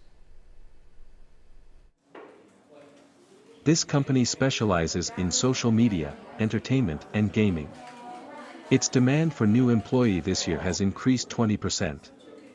As of September, the company surpassed its goal to increase 80% of its demand.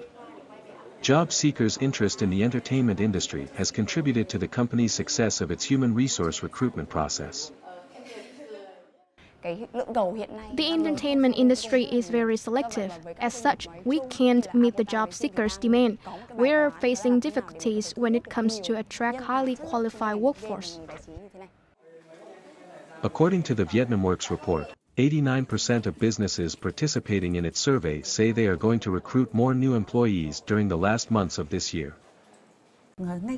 According to report, job positions regarding sales and business account for the highest rate in terms of recruitment demand, followed by other positions regarding technology and IT. With such high recruitment demand, job seekers will have more opportunities in the coming months. We have recruited a large number of human resources for various positions. We particularly need highly qualified employees in the fields of technologies and digitizations.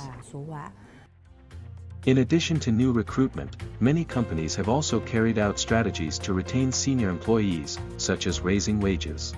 In addition, companies also offer many options such as providing financial support for new employees, ensuring healthcare insurance for employees and allowing flexible working hours. We have to make sure that we're providing a good working environment, an environment where they're being challenged and learning about the real estate business, not just the financial package. It's how people can grow within the organisation, whether that's career opportunities, new work, new challenges, growth opportunities, etc. As the domestic labor market recovers, people should take advantage of this golden time to find their suitable jobs. Meanwhile, businesses need to improve their reputation to attract highly qualified employees. Vietnam has made significant progress in improving the reproductive health of its people over the past 20 years. However, there are still disparities in reproductive health care between ethnic groups and regions in the country. To sustain the progress that has been made, Vietnam's Ministry of Health and the United Nations Population Fund, or UNFPA, has launched the project Leaving No One Behind, innovative interventions to reduce maternal mortality in ethnic minority regions in Vietnam. The project has been implemented in 60 poor communes in the provinces of Bắc Cạn, Lai Châu, Sơn La, Đắk Nông, Kon Tum, and Gia Lai. Its goal is to increase access to reproductive health care services, improve the capacity of obstetric first aid, and build a network of village midwives.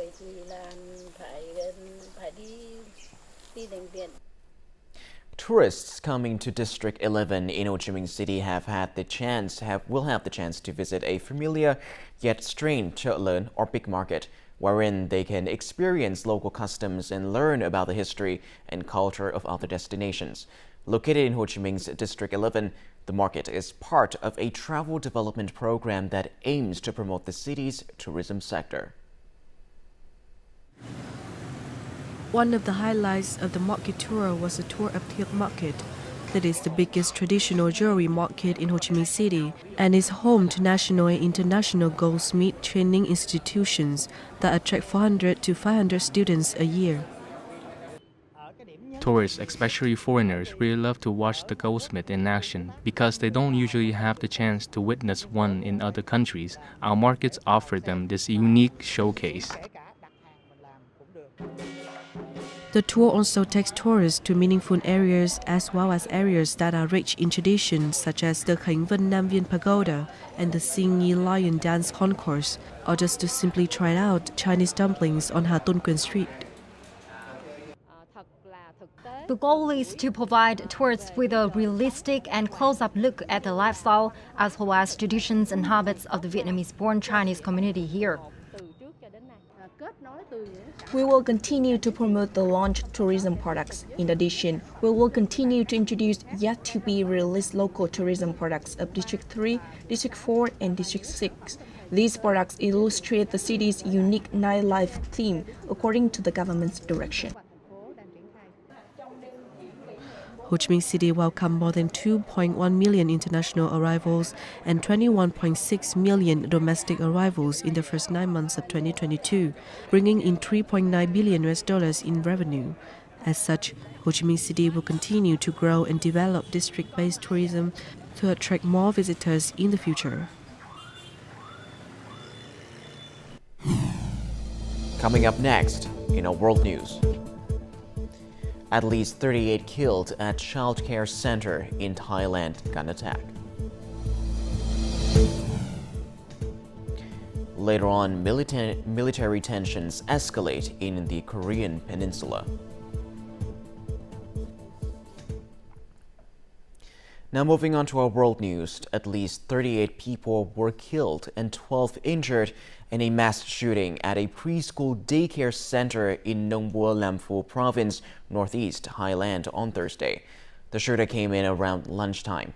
About 30 children were on the scene at that time. The attacker shot and stabbed his victims, including 23 children and 4 teachers, before fleeing the scene. The attacker then shot and killed himself, his wife, and their 4-year-old child, a police official said. The 34-year-old attacker, named as Panya Khambrap, had served at Nawang police station in Nong Bua Bamfu province until he was dismissed from his post over drug allegations last year. Thailand's Prime Minister Prayuth Chan-o-cha sent his condolences to the families of the victims. He said he ordered the commander-in-chief of the police to conduct an urgent investigation. Meanwhile, the situation on the Korean peninsula has become tenser as North Korea fired 2 short-range ballistic missiles while the United States, South Korea and Japan conducted several joint naval exercises in the East Sea of the Korean peninsula. On Thursday, naval forces of the United States, Japan and South Korea conducted joint military drills. Several warships were mobilized, including the Sejong, the Great-class destroyer of South Korea, the USS Benfold of the U.S. Navy, and Japan's Chokai destroyer. The 3 countries simulated scenarios of North Korean ballistic missile launches and focused on detecting, tracking, and intercepting them by sharing target information. The joint naval exercises came after North Korea fired 2 ballistic missiles off its east coast on Thursday morning. The North Korea's foreign ministry issued a statement saying it strongly condemns the U.S. and South Korea for their joint military drills, which have escalated the military tensions on the Korean peninsula. Pyongyang said that the U.S. move would pose a serious threat to the stability of the situation on the Korean peninsula and its vicinity.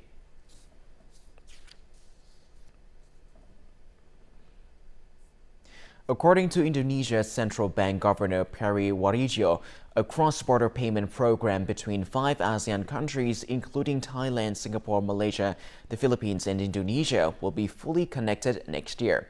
He said Indonesia linked the payment system with Thailand and would soon link it with Malaysia and Singapore, but he did not provide details about the deal with the Philippines. The cross-border payment initiative has been a top priority of Indonesia during its presidency of the world's major developed and emerging economies, or G20, in 2022, as well as in the ASEAN Central Bank Governors meeting in April. This initiative aligns with the G20's effort to overcome challenges in global cross-border payments and support the economic growth post-pandemic. A new sensor-packed firefighting helmet uses artificial intelligence, or AI, to help rescue victims faster by giving firefighters the ability to see through the smoke. Join us in the following report to discover how it works. The proof-of-concept model uses a standard-issue firefighter's helmet with mounted thermal cameras, radar, and inertial sensors. Artificial intelligence interprets all the data to provide wearers with real-time information that can help detect victims, recognize teammates, and provide an accurate understanding of their own location. We use a cutting-edge kind of deep learning-based methods to interpret this kind of a multimodal sensory data and automatically extract the victims' locations and estimate the firefighters' locations to give them. Not only we give this kind of prediction results to the frontline firefighters, we also transmit these results to the outside chief commanders. The project is a good example of a real-world problem that properly supported research can address, utilizing AI and other cutting-edge technologies. Very lightweight in terms of the equipment on the helmet compared to what we currently use in terms of a handheld thermal imaging camera. With a handheld, it obviously takes away our use of one limb, really. So to have this integrated within either a visor or a helmet would be a massive advantage. And the use of the technology to enhance the image recognition and speed up the recovery of people who are, trapped in a house or a building in a fire means that, 1, they get rescued more often, and 2, that the firefighters are not in danger quite as long. The helmet will also be given the ability to generate 3D maps and an embedded display, which will provide the wearer with even more spatial awareness. And before we say goodbye, let's have a look at the weather forecast.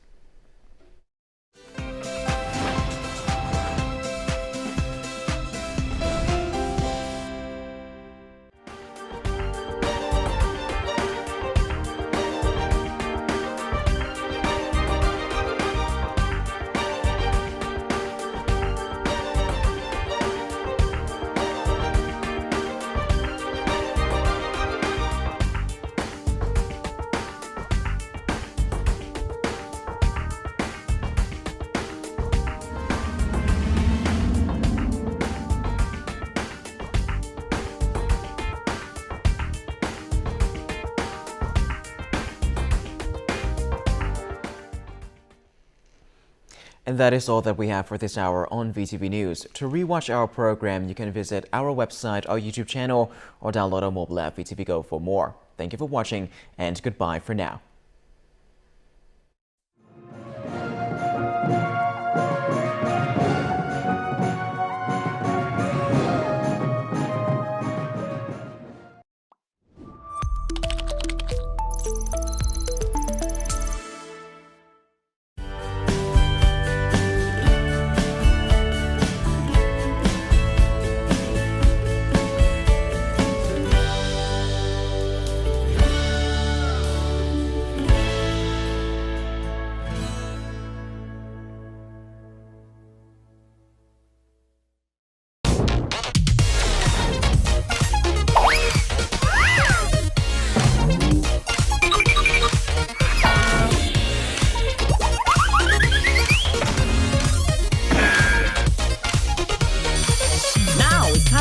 Study IELTS.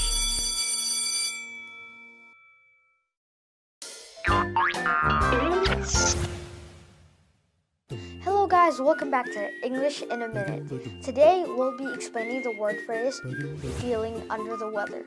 You might be thinking maybe it's raining or it's a stormy day, but you're wrong. Feeling under the weather actually means that you're feeling unwell, sick, or tired.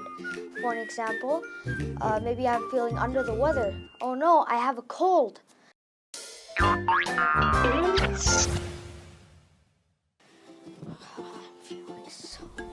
What's wrong with you, Rooney? I don't know what's going on. I feel so under the weather today. Oh, this umbrella might help you. No, I can't use an umbrella. By me saying I'm feeling under the weather, that means I have a cold. Oh, so you're not feeling well? Yes. Take a rest. Can you buy me some kanji? Sure, okay. I will. Thank you. So guys, remember, if you're feeling under the weather, that means you're having a cold, a flu, or maybe you're sick. So next time, if you feel sick or tired, instead of using those words, you could say that you're feeling under the weather. Thank you and bye.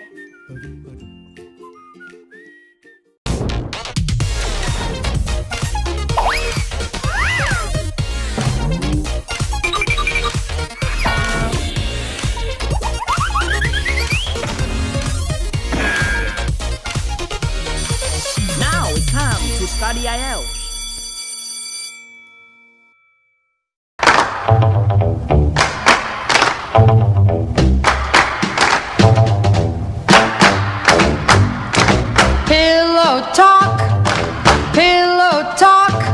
Another night I hear myself talk. Wonder how. So for this episode, I'm wearing hamburgers and a bottle of drink because I am very hungry and it's like somewhere 11 at night. So I'm really jealous of people with drinks and hamburgers right now. Welcome back to IELTS Pillow Talk, a new segment dedicated entirely to our viewers who are very looking forward to relaxing at night to my voice and my ridiculous headdress. Cue question. I have a very close friend, but I always feel that the inferiority compared to her.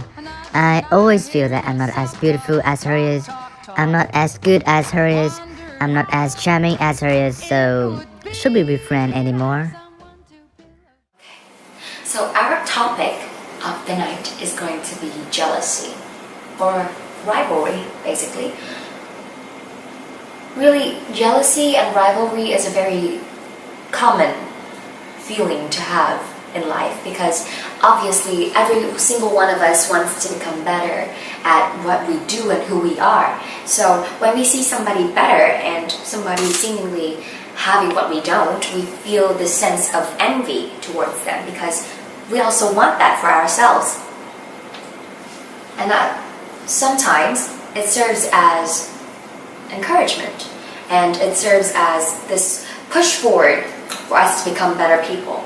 But on the other hand, it could also be this sort of negative thing that affects you and it makes you feel down and it makes you feel like disheartened and all that, generally jealousy is perceived very negatively. So it's commonly seen as a bad thing. When you're with friends, especially close friends, and you feel a sense of jealousy, there must be a sort of miscommunication between you and your friend. Because truly, friendship is all about support and becoming better together and like showing each other that it's nice and it's all the best when you're in somebody's company. When you feel this sort of rivalry with your friend, there is nothing wrong with bringing that up with them. Because honestly, rivalry at the root of it all is just you wanting to become like somebody, and it's actually admiration. You have to really appreciate them to want to become like them, right? And it could be a very bonding and a very kind of wholesome experience if you guys come to terms with your true feelings. Call it as it is. If it's envy, and just try to work it out with each other. But at the end of the day, friendship is all about support. And if you can't really support your friends, are you guys really friends at all? And if that sort of negative energy, that sort of rivalry is coming in between you and your friend, either you resolve it, or honestly the best way to let it not affect other people is try to come to terms with yourself first and then start building relationships afterwards. It's really a shame that relationships have to disappear because of envy and jealousy and stuff like that. But we are all growing at different paces, and if you need time to come to terms with who you are and where your values lie and what you want in life, then give yourself that time. And when you're ready, I'm sure you'll attract more friends. Well, that's it for tonight. Good night. There must be a boy. There must.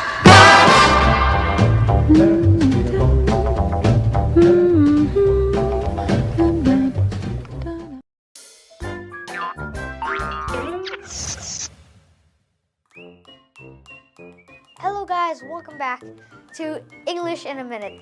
Today we will be discussing and learning a new word phrase, which is my way or the highway. A simpler synonym for that word phrase is take it or leave it. For an example, maybe you and your family or friends are going out to a movie. There's only one movie available left because all other tickets are sold out. So you suggest this movie, but your family and friends, they don't like it. So you could say it's either my way or the highway.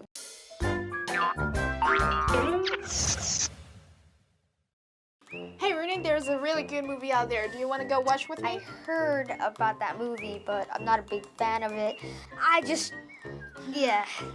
Is my way or highway? I mean, fine, I'll take the tickets. Let's go watch the movie. Thank you, brother. Okay.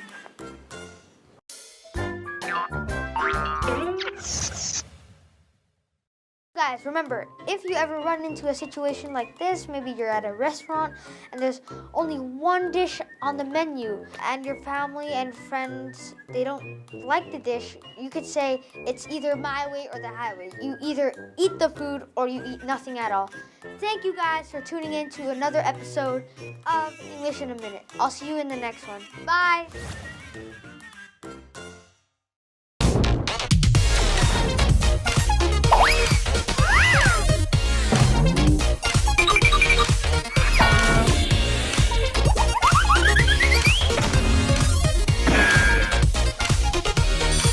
Now it's time to study IELTS.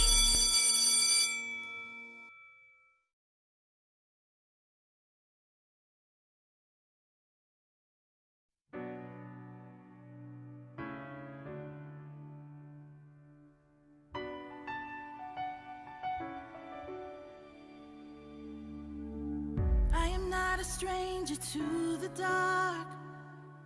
Hide away, they say, 'cause we don't want your broken parts. I've learned to be ashamed of all my the skies. Run away, they say no one will love you as you are. But I won't let them break me down to dust. I know that there's a place for us, for we are glorious.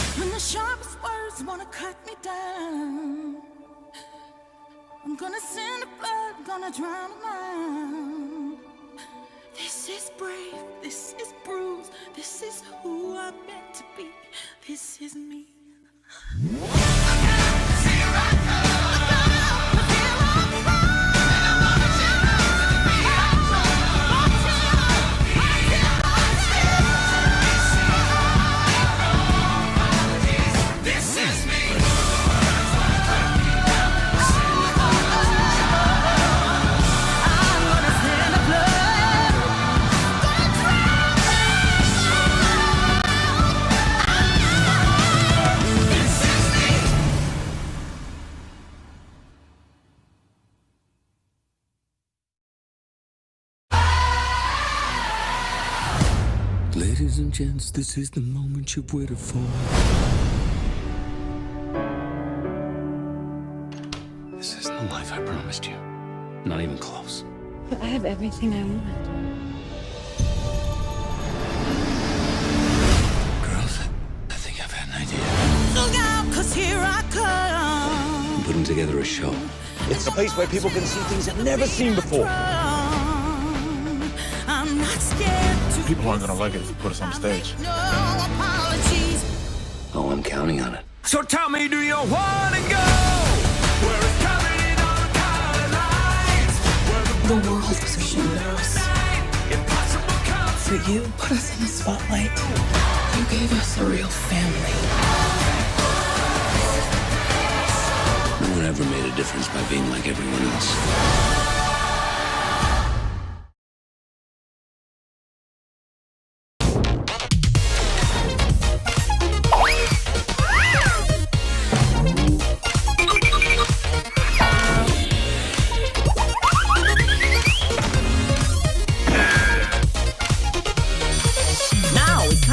Study IELTS.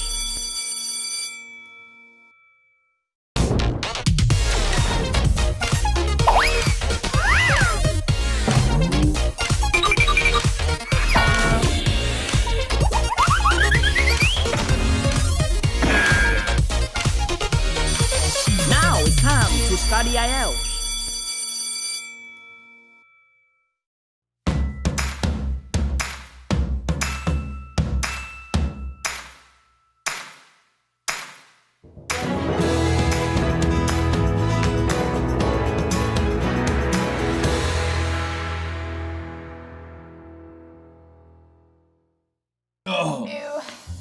Disgusting.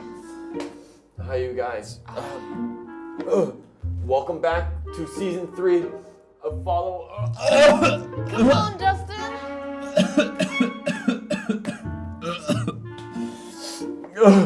Today, we're going to talk about women's struggles. We're going to talk about women's struggles. Men's struggles. It's women's struggles. Yes. Welcome to Follow season 3.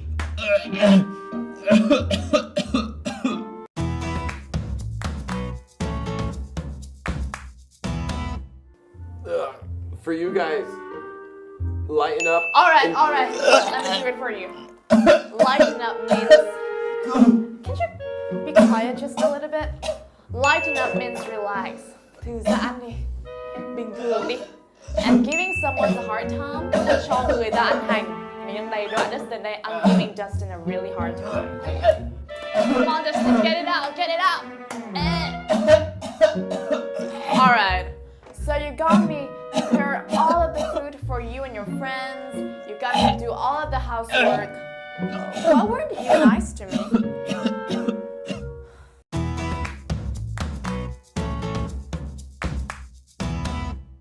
Give somebody a hard time. What does this mean? If you're giving somebody a hard time, you're making something that they're doing more difficult. Maybe it's a difficult situation or they're at work or something.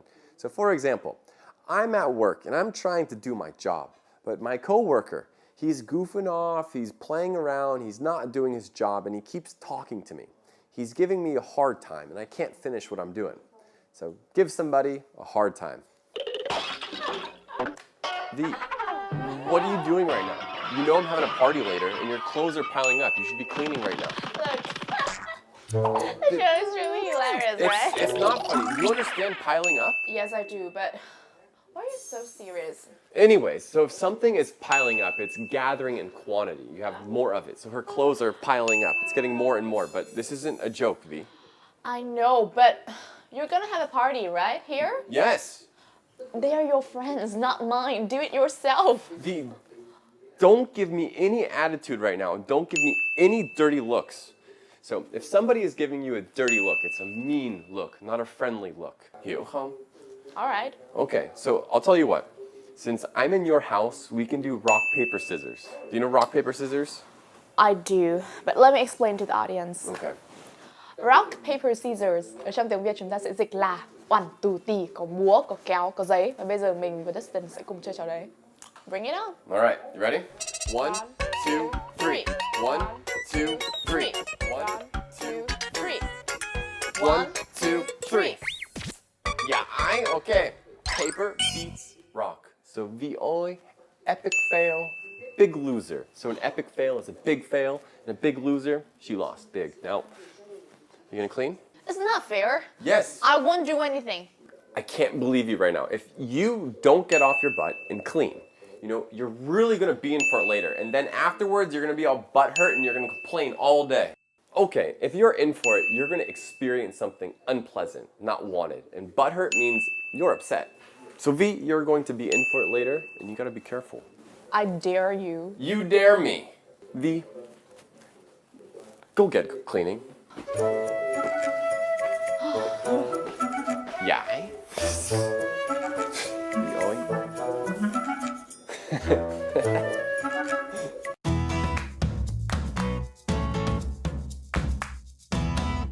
To be in for something. This means that you're going to be experiencing something unwanted, difficult, and unpleasant experience going to be happening soon. So, for example, you know, we'll say I'm a child and my parents are talking to me and I'm doing something naughty, I'm doing something bad, and my parents are like, Dustin, you're going to be in for it if you keep doing this. And I'm like, I'm sorry, Mom, because I know I'm going to be in trouble. To be in for something.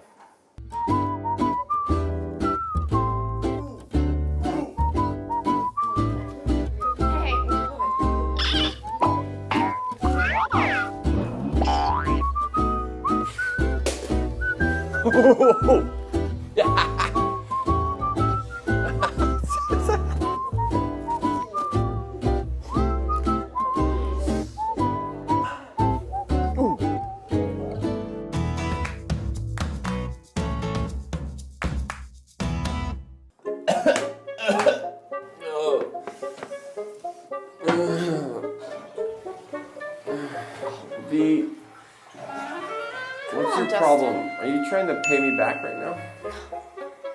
I'm not. I'm trying to have you unwind and take it easy. I'm saving your life. V just mentioned unwind. And take it easy. Yeah. It means that I want to have him relax. V, What? I'm on to you right now. I know you were drunk, but what do you mean by onto me? So if somebody is onto you, they're aware of what you're doing, your actions, maybe a plan. All right. If you know about my agenda, I would deck you. You're gonna deck me? Yes.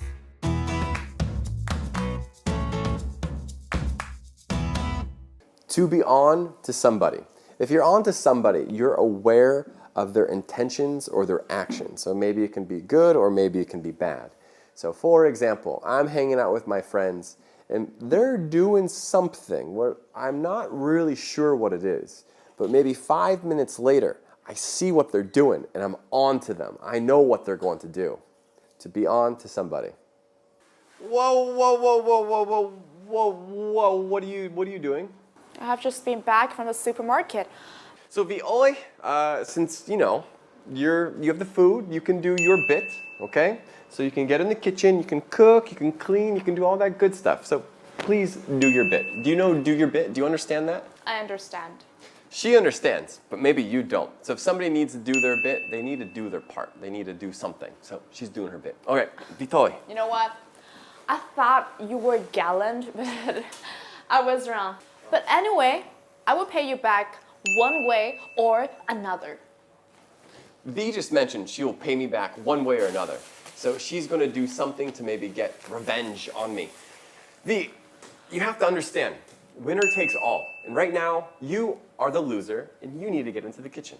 You mean if I win, I would get everything, right? The winner takes all, that I already won, V.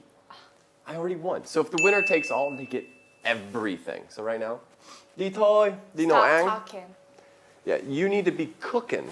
You shouldn't be talking to me right You should now. have got it out of my house.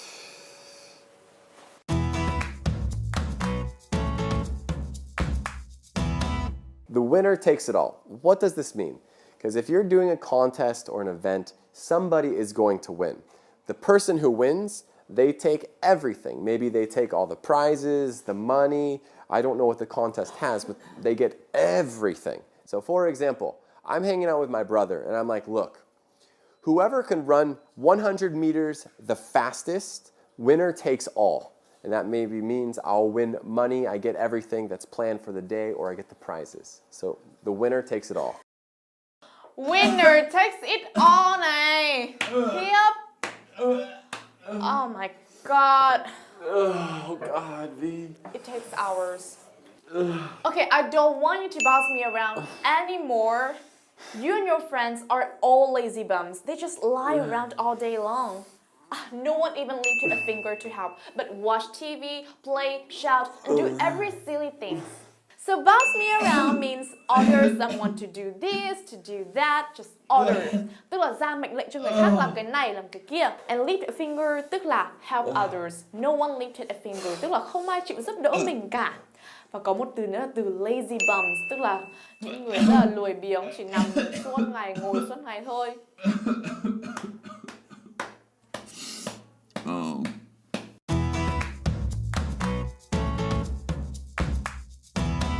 Lift a finger to do something. So what does this mean? If you're lifting a finger, think of like you're doing some sort of action. You're trying something with movement, or you're getting involved with something. So for example, I'm talking with V. V's like, Dustin, can you help me clean? And I'm like, no. She's like, Dustin, you never lift a finger to help me. So she's saying, I never do anything to help her. So not lift a finger to do something. Okay.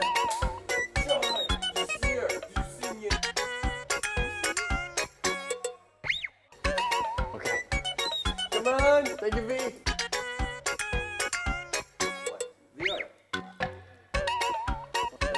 V, we need chopsticks. We need bowls. Hurry up.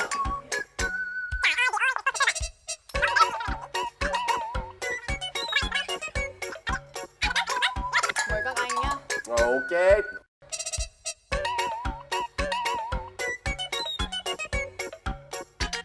Vâng, cùng em. Dạ thôi ạ, em có thức ăn riêng. Okay. Nước mắm. I need nước mắm. Yo, fish sauce. Nước What's mắm. more?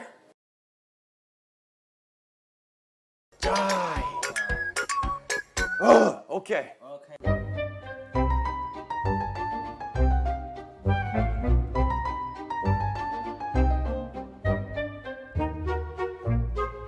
right, yo.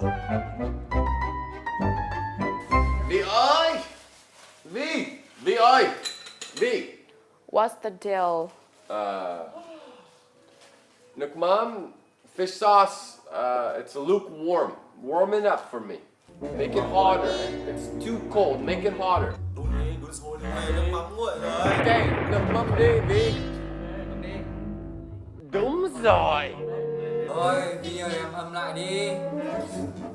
Điên lắm rồi nhá. Trên đời này có ai không nước mắm không hả? Whoever boils the fish sauce, hả? Anh không anh tâm. Em nói tiếng Anh đi.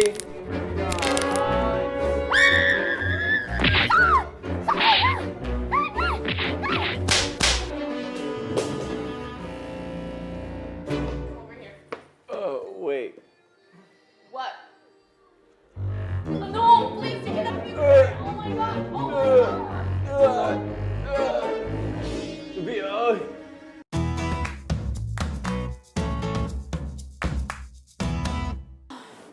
That was a cheap shot. But how gross you were then. And now puke, you're getting better. Cheap shot, V. So for you guys, a cheap shot. You know, right now I'm drunk, I feel sick, and I can't defend myself, and she's insulting me. I'm not insulting you, but this is what you deserve. You're playing around with me, V. I don't feel good. God, V, let me explain to the... Just do it. So if somebody is playing around with you, they're joking with you, they're teasing you, but I don't want to play around right now, V. Stop rubbing it in. I'm kind of out of it now. You're not out of it, V. I'm out of it. I'm the one that's puking and I'm almost dying right now. I'm the one who is responsible for everything you have done here, alright? Let me explain to the camera. If somebody is out of it, they're not fully conscious. They're not fully aware of something. They're tired, they're drunk, they feel sick.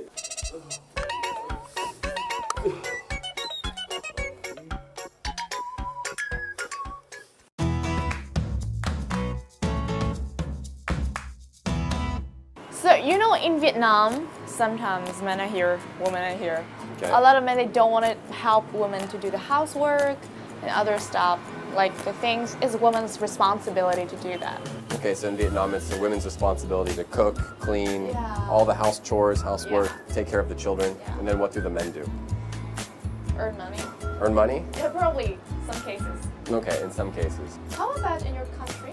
So in my country, in the United States, the U.S. is big. So again, I'm generally speaking, not everyone.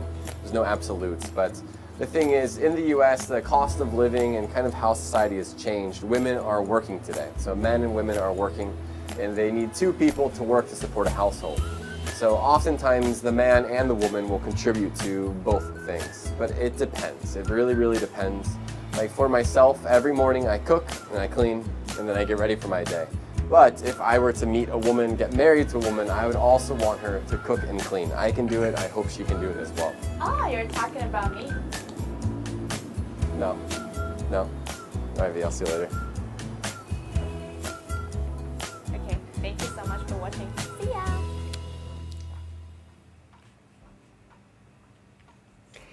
Như vậy là các bạn đã đến với video cuối cùng của buổi tối ngày hôm nay. Vừa rồi đó là tập đầu tiên của Follow Us mùa thứ 3. Thời gian trôi qua thật là nhanh và chỉ còn đâu đó khoảng chừng đây là thứ 6 rồi. Thứ 2, thứ 4 còn 3 buổi livestream nữa thôi là tụi mình phải tạm chia tay nhau để chuẩn bị cho chuyến hành trình tiếp theo của Fulbright Island Bus. Khoe với mọi người một chút xíu, đây chính là Fulbright Island Bus đây. Thấy chưa? Chuyến hành trình của tụi mình cũng chuẩn bị bắt đầu rồi, cho nên là hello Nguyễn Trọng Hùng, hello Thái Tuệ, hello tôi là Nga Kaha. Chắc là vô chào hello rồi đi rồi. Cảm ơn các bạn đã cả buổi tối ngày hôm nay học hành rất là chăm chỉ. Để xem nào, Trần Duy Toản nè, lại còn tranh thủ nói chuyện về MU và Man City. Rồi Trần Đình Chí Kiên, giờ mới biết tên thật của giáo sư Kiên. Trần Đình Chí Kiên, nghe tên nghe kêu ha, công nhận là nghe tên quá kêu luôn. Hello Thiên Lam, ngày nào cũng xuất hiện từ đầu đến cuối. Hello Vũ Quỳnh Chi. Trường ơi, còn ở đó không? Hello Trịnh Quang Trường nè. Đó. Ngày hôm nay cái con này nó thích nó vô làm sao, cho nên là lâu lâu là phải check lại một lần nữa. Rồi, cuối cùng thì cũng còn 1 tiếng đồng hồ nữa thôi là khép lại ngày thứ 6 rồi. Tuần sau thì tụi mình sẽ livestream thứ 2, thứ 4, thứ 6 nữa. Và sau đó thì tụi mình sẽ livestream ít hơn, chắc là 1 tuần 1 lần, và sẽ là những cái câu chuyện liên quan đến học bổng du học Mỹ, học bổng Fulbright, rồi những cái câu chuyện truyền cảm hứng từ nhiều người đến từ nhiều lĩnh vực ngành nghề khác nhau. Mình biết là các bạn khán giả của chương trình cũng là những bạn cấp 2, cấp 3, các bạn đang học đại học. Tuy nhiên cái hành trình nghề nghiệp của mình, cái định hướng nghề nghiệp của mình luôn là thứ quan trọng nhất, cho nên là mình hy vọng rằng tụi mình sẽ cố gắng giới thiệu được thêm nhiều người ở nhiều cái ngành nghề khác nhau nhất, để cho các bạn có thể thông qua đó được gợi ý và được truyền cảm hứng nhiều hơn ở những cái ngành nghề khác nhau nữa, đúng không nào? Dự kiến thì chuyến xe Alambus của tụi mình sẽ bắt đầu khởi hành vào ngày 16 tháng 10. Tức là ngày hôm nay là chỉ còn có đúng 8 ngày nữa thôi. 8 ngày nữa thôi là sẽ bắt đầu khởi hành đi rồi. Đó, cho nên là bây giờ cả ekip cũng đang phải chuẩn bị rất là nhiều thứ. Từ máy móc thiết bị nè, rồi dụng cụ chuẩn bị ra sao nè, rồi cái hành trình nè, những nhân vật khách mời nè. Đó. Chắc chắn là sẽ ghé qua Thanh Hóa, chỗ của Trường và Nguyễn Khắc Hùng Anh. Bữa nay thấy Hùng Anh có vẻ như là hơi bận đúng không, cho nên là không có vào tham gia được nhiều. Còn Trường bữa nay không biết học xong chưa mà đã thấy nhảy lên đây rồi. Đó. Không quá. Chúc mọi người ngủ ngon. Minh lại lên thật nhiều năng lượng mà tiếp tục follow your dream. Đúng rồi, Toản, ngày hôm nay Toản cũng rất là chăm, đã vào từ đầu đến giờ. Bây giờ cũng chuẩn bị xong tất cả mọi thứ rồi. Ngày mai là ngày thứ 7. Không biết ngày thứ 7 các bạn sẽ làm gì. Ngày thứ 7 ngày mai của mình là không phải dậy sớm lắm, nhưng mà cũng phải chuẩn bị cho rất là nhiều những cái kế hoạch công việc. Đặc biệt là về phần máy móc thiết bị. Có một cái thiết bị mới này nè, đó là thiết bị thay đổi giọng nói. Đó, rất là nhiều giọng nói có thể được thay đổi, cho nên là cái này để mai thử test như thế nào. Rồi máy quay phim nè, các thiết bị âm thanh nè. Đây, cái thiết bị âm thanh để đâu mất tiêu. Đây. Đó. Và đây rất là nhiều thiết bị âm thanh sẽ được đem theo. Các bạn thấy ở đây là các thiết bị âm thanh. Đây là mic cài, để cài vào áo. Và nhiều thứ khác nữa, ví dụ như là mic. Mic này là để hát karaoke ở trên chuyến xe. Hy vọng là tụi mình sẽ livestream ở trên Instagram. Mai kiểm tra anh ai cũng bận anh à. Mai kiểm tra anh ai cũng bận, đúng rồi, kiểm tra thì ai cũng bận, phải học hành là đúng rồi, thôi không sao. Đó. Bây giờ không biết là còn những ai đang có mặt để theo dõi cùng với mình. Đúng là gần đến những cái ngày cuối cùng của cái series này thì cũng cảm thấy bồi hồi rất là nhiều. Bồi hồi vì cũng đã đi với nhau được 2 tháng rồi, cũng đã hiểu về thói quen của nhau. Cũng giống như là khi mà chúng ta bắt đầu mối quan hệ vậy đó. Một người bạn mới, một người mình xem là bạn, là tri kỷ. Đó thì ngày nào cũng gặp thấy nhau, cho nên bây giờ mình nhớ rõ luôn là cái avatar của Trường như thế nào, avatar ngày xưa của Toản như thế nào. Đó. Và cho nên là cũng sẽ rất là nhớ các bạn. Giống như là đi học cùng lớp với nhau á, ngày hôm nay mà không có bạn này không có bạn kia thì cũng buồn dữ lắm luôn. Đó. Có Leo ở Davirat dạo này chắc là bận lắm. Anh thì anh có lời khuyên đối với các bạn là đặc biệt là các bạn mà có rất là nhiều ước mơ hoài bão, tuy nhiên là nếu như mà mình không có biết cân bằng á, hoặc là mình không biết sắp xếp và chọn những cái ước mơ nào nó phù hợp với mình nhất, hoặc là nó dễ tiệm cận nhất, và bị ôm đồm quá thì sẽ khiến cho các bạn bị ngập ngụa giữa đống deadline đó. Cho nên là mong rằng là dù là deadline thì chúng ta sẽ có cái cách để có thể vượt qua nó, chứ đừng để những cái năng lượng tiêu cực nó ảnh hưởng nhiều đến các bạn nha. Thứ tư, mình bận quá thấy thiếu ghê, dễ thương quá Toản. Em mới xem chưa lâu mà Thiên Lam. Tụi anh sẽ vẫn cố livestream đều vào mỗi tuần, ít ra là mỗi tuần một lần, và sẽ là những cái series mới tên là Fulbright Chat. Ở cái series này thì các bạn sẽ được học về những cái hành trình của rất là nhiều những nhân vật khác nhau. Ví dụ là các bạn quan tâm đến ngành y tế nào, hoặc là quan tâm đến ngành giáo viên, hoặc là quan tâm đến ngành hàng không, hoặc là nghệ thuật, hoặc là kinh doanh đó, hoặc là những cái ngành khác nhau, nhiều những ngành khác nhau nữa, thì hy vọng là các bạn sẽ được truyền cảm hứng từ những nhân vật đó. Và chúng ta vẫn có những cái English Club ở dạng livestream vào các buổi tối, mà cho nên các bạn cứ đừng lo, không gặp nhau nhiều thôi nhưng mà sẽ vẫn gặp nhau đều đặn hàng tuần. Không có đều đặn lắm thôi, nhưng mà thực sự là cũng sẽ rất là nhớ cái avatar dễ thương của Thiên Lam mà anh chưa bao giờ nhìn kỹ và không biết nó là cái gì á đó, nhưng mà cũng sẽ rất là vui và cũng sẽ rất nhớ mọi người. Sẽ hát cho mọi người nghe một bài nha, để xem bây giờ bài gì đang là hot. Lâu lắm rồi mới có dịp chuẩn bị hát cho mọi người nghe. Đây là top 50 nè, để xem top 50. Liệu giờ của 2T và Văn, anh chưa nghe bài này bao giờ. Tình đắng như ly cà phê của Nân và Ngơ, chưa nghe bao giờ. Vị trí 48, Có ai thương em như anh của Two Liver, bài này tóc tiên, khó hát lắm. Sinh ra đã là thứ đối lập nhau, Có hẹn với thanh xuân, không một bài hát nào có thể diễn tả cảm xúc của em lúc này, bài tên dài dữ của Hoàng Thùy Linh. Thức giấc chúng ta của hiện tại, anh chưa bao giờ hát được nhạc của Sơn Tùng luôn. Alan Bus có đi qua Huế không? Có Thái Tuệ ơi. Cho nên là Thái Tuệ mà có ở Huế thì có thể PM giúp cho anh thông tin của em ở trong cái group của các bạn, ở trong cái group học tiếng Anh á, ở trên Messenger của Facebook á, để anh sẽ ghé qua thăm em. Ít nhất là cũng tặng nhau món quà, đúng không? Một người bạn cũng đã đồng hành cùng với tụi mình cũng lâu lâu cùng với Now It's Time to Study IELTS rồi. Em đang bận và mệt. Anh thấy em luôn mệt đó Giang. Em chỉ có người crush của em mà không mệt thì em mới không mệt thôi. Để anh tìm một bài gì để hát cho em nghe nào. Diễn viên tồi, bài này khó hát quá. Anh sẽ hát cho mọi người nghe một cái bài. Bài này là một bài mà mấy ngày hôm nay cũng nổi, từ show Ca sĩ Mặt Nạ đó. Bài gì tự nhiên quên mất tên rồi. Anh chưa thương em đến vậy đâu. Tặng cho Giang bài này nha. Tặng cho những trái tim tan vỡ, tặng cho những mối tình nào mà khiến cho chúng ta đau và khiến cho chúng ta cứ phải quằn quại mỗi buổi tối mà không thể yên được. Nào, uống nước rồi sẽ hát cho các bạn nghe trước khi đi ngủ nha. Bây giờ cũng là 11 giờ 2 phút rồi. Lén lén hát vào đêm khuya, bởi vì hát sớm quá sợ nhiều người xem bỏ hết. Rồi sẽ tặng cho Giang và các bạn. Anh chưa thương em đến vậy đâu.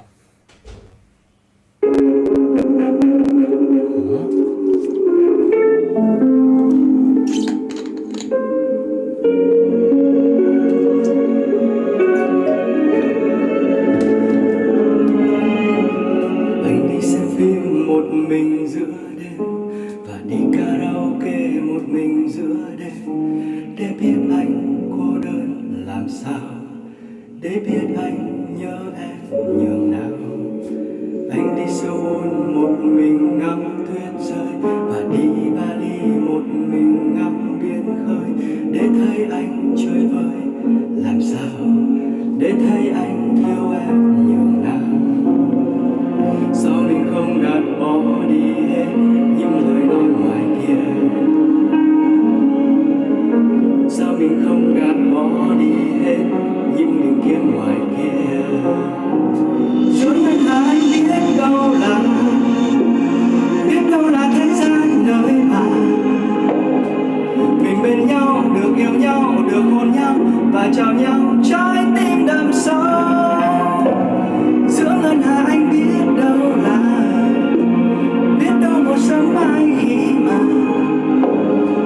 cần bao lâu, chờ bao lâu, đợi bao lâu, tình trong nhau mãi thôi đậm sâu.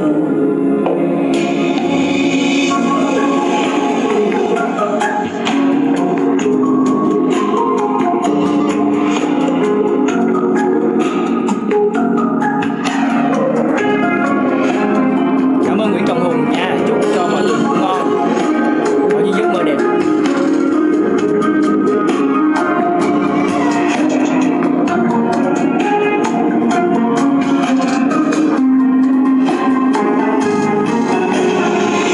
Sao mình không gạt bỏ đi hết những lời nói ngoài kia. Bye bye Giang Nguyễn. Ốm hả? Ốm thì phải giữ sức khỏe, đúng không? Chúc cho các bạn sẽ có những giấc ngủ thật là ngon. Ngày mai sẽ là ngày mới, và ngày mới thì phải vui, đúng không nào? Bye bye Thái Tuệ nha. Bye bye mọi người. Chúc cho mọi người ngủ ngon và sẽ có những giấc mơ thật là đẹp.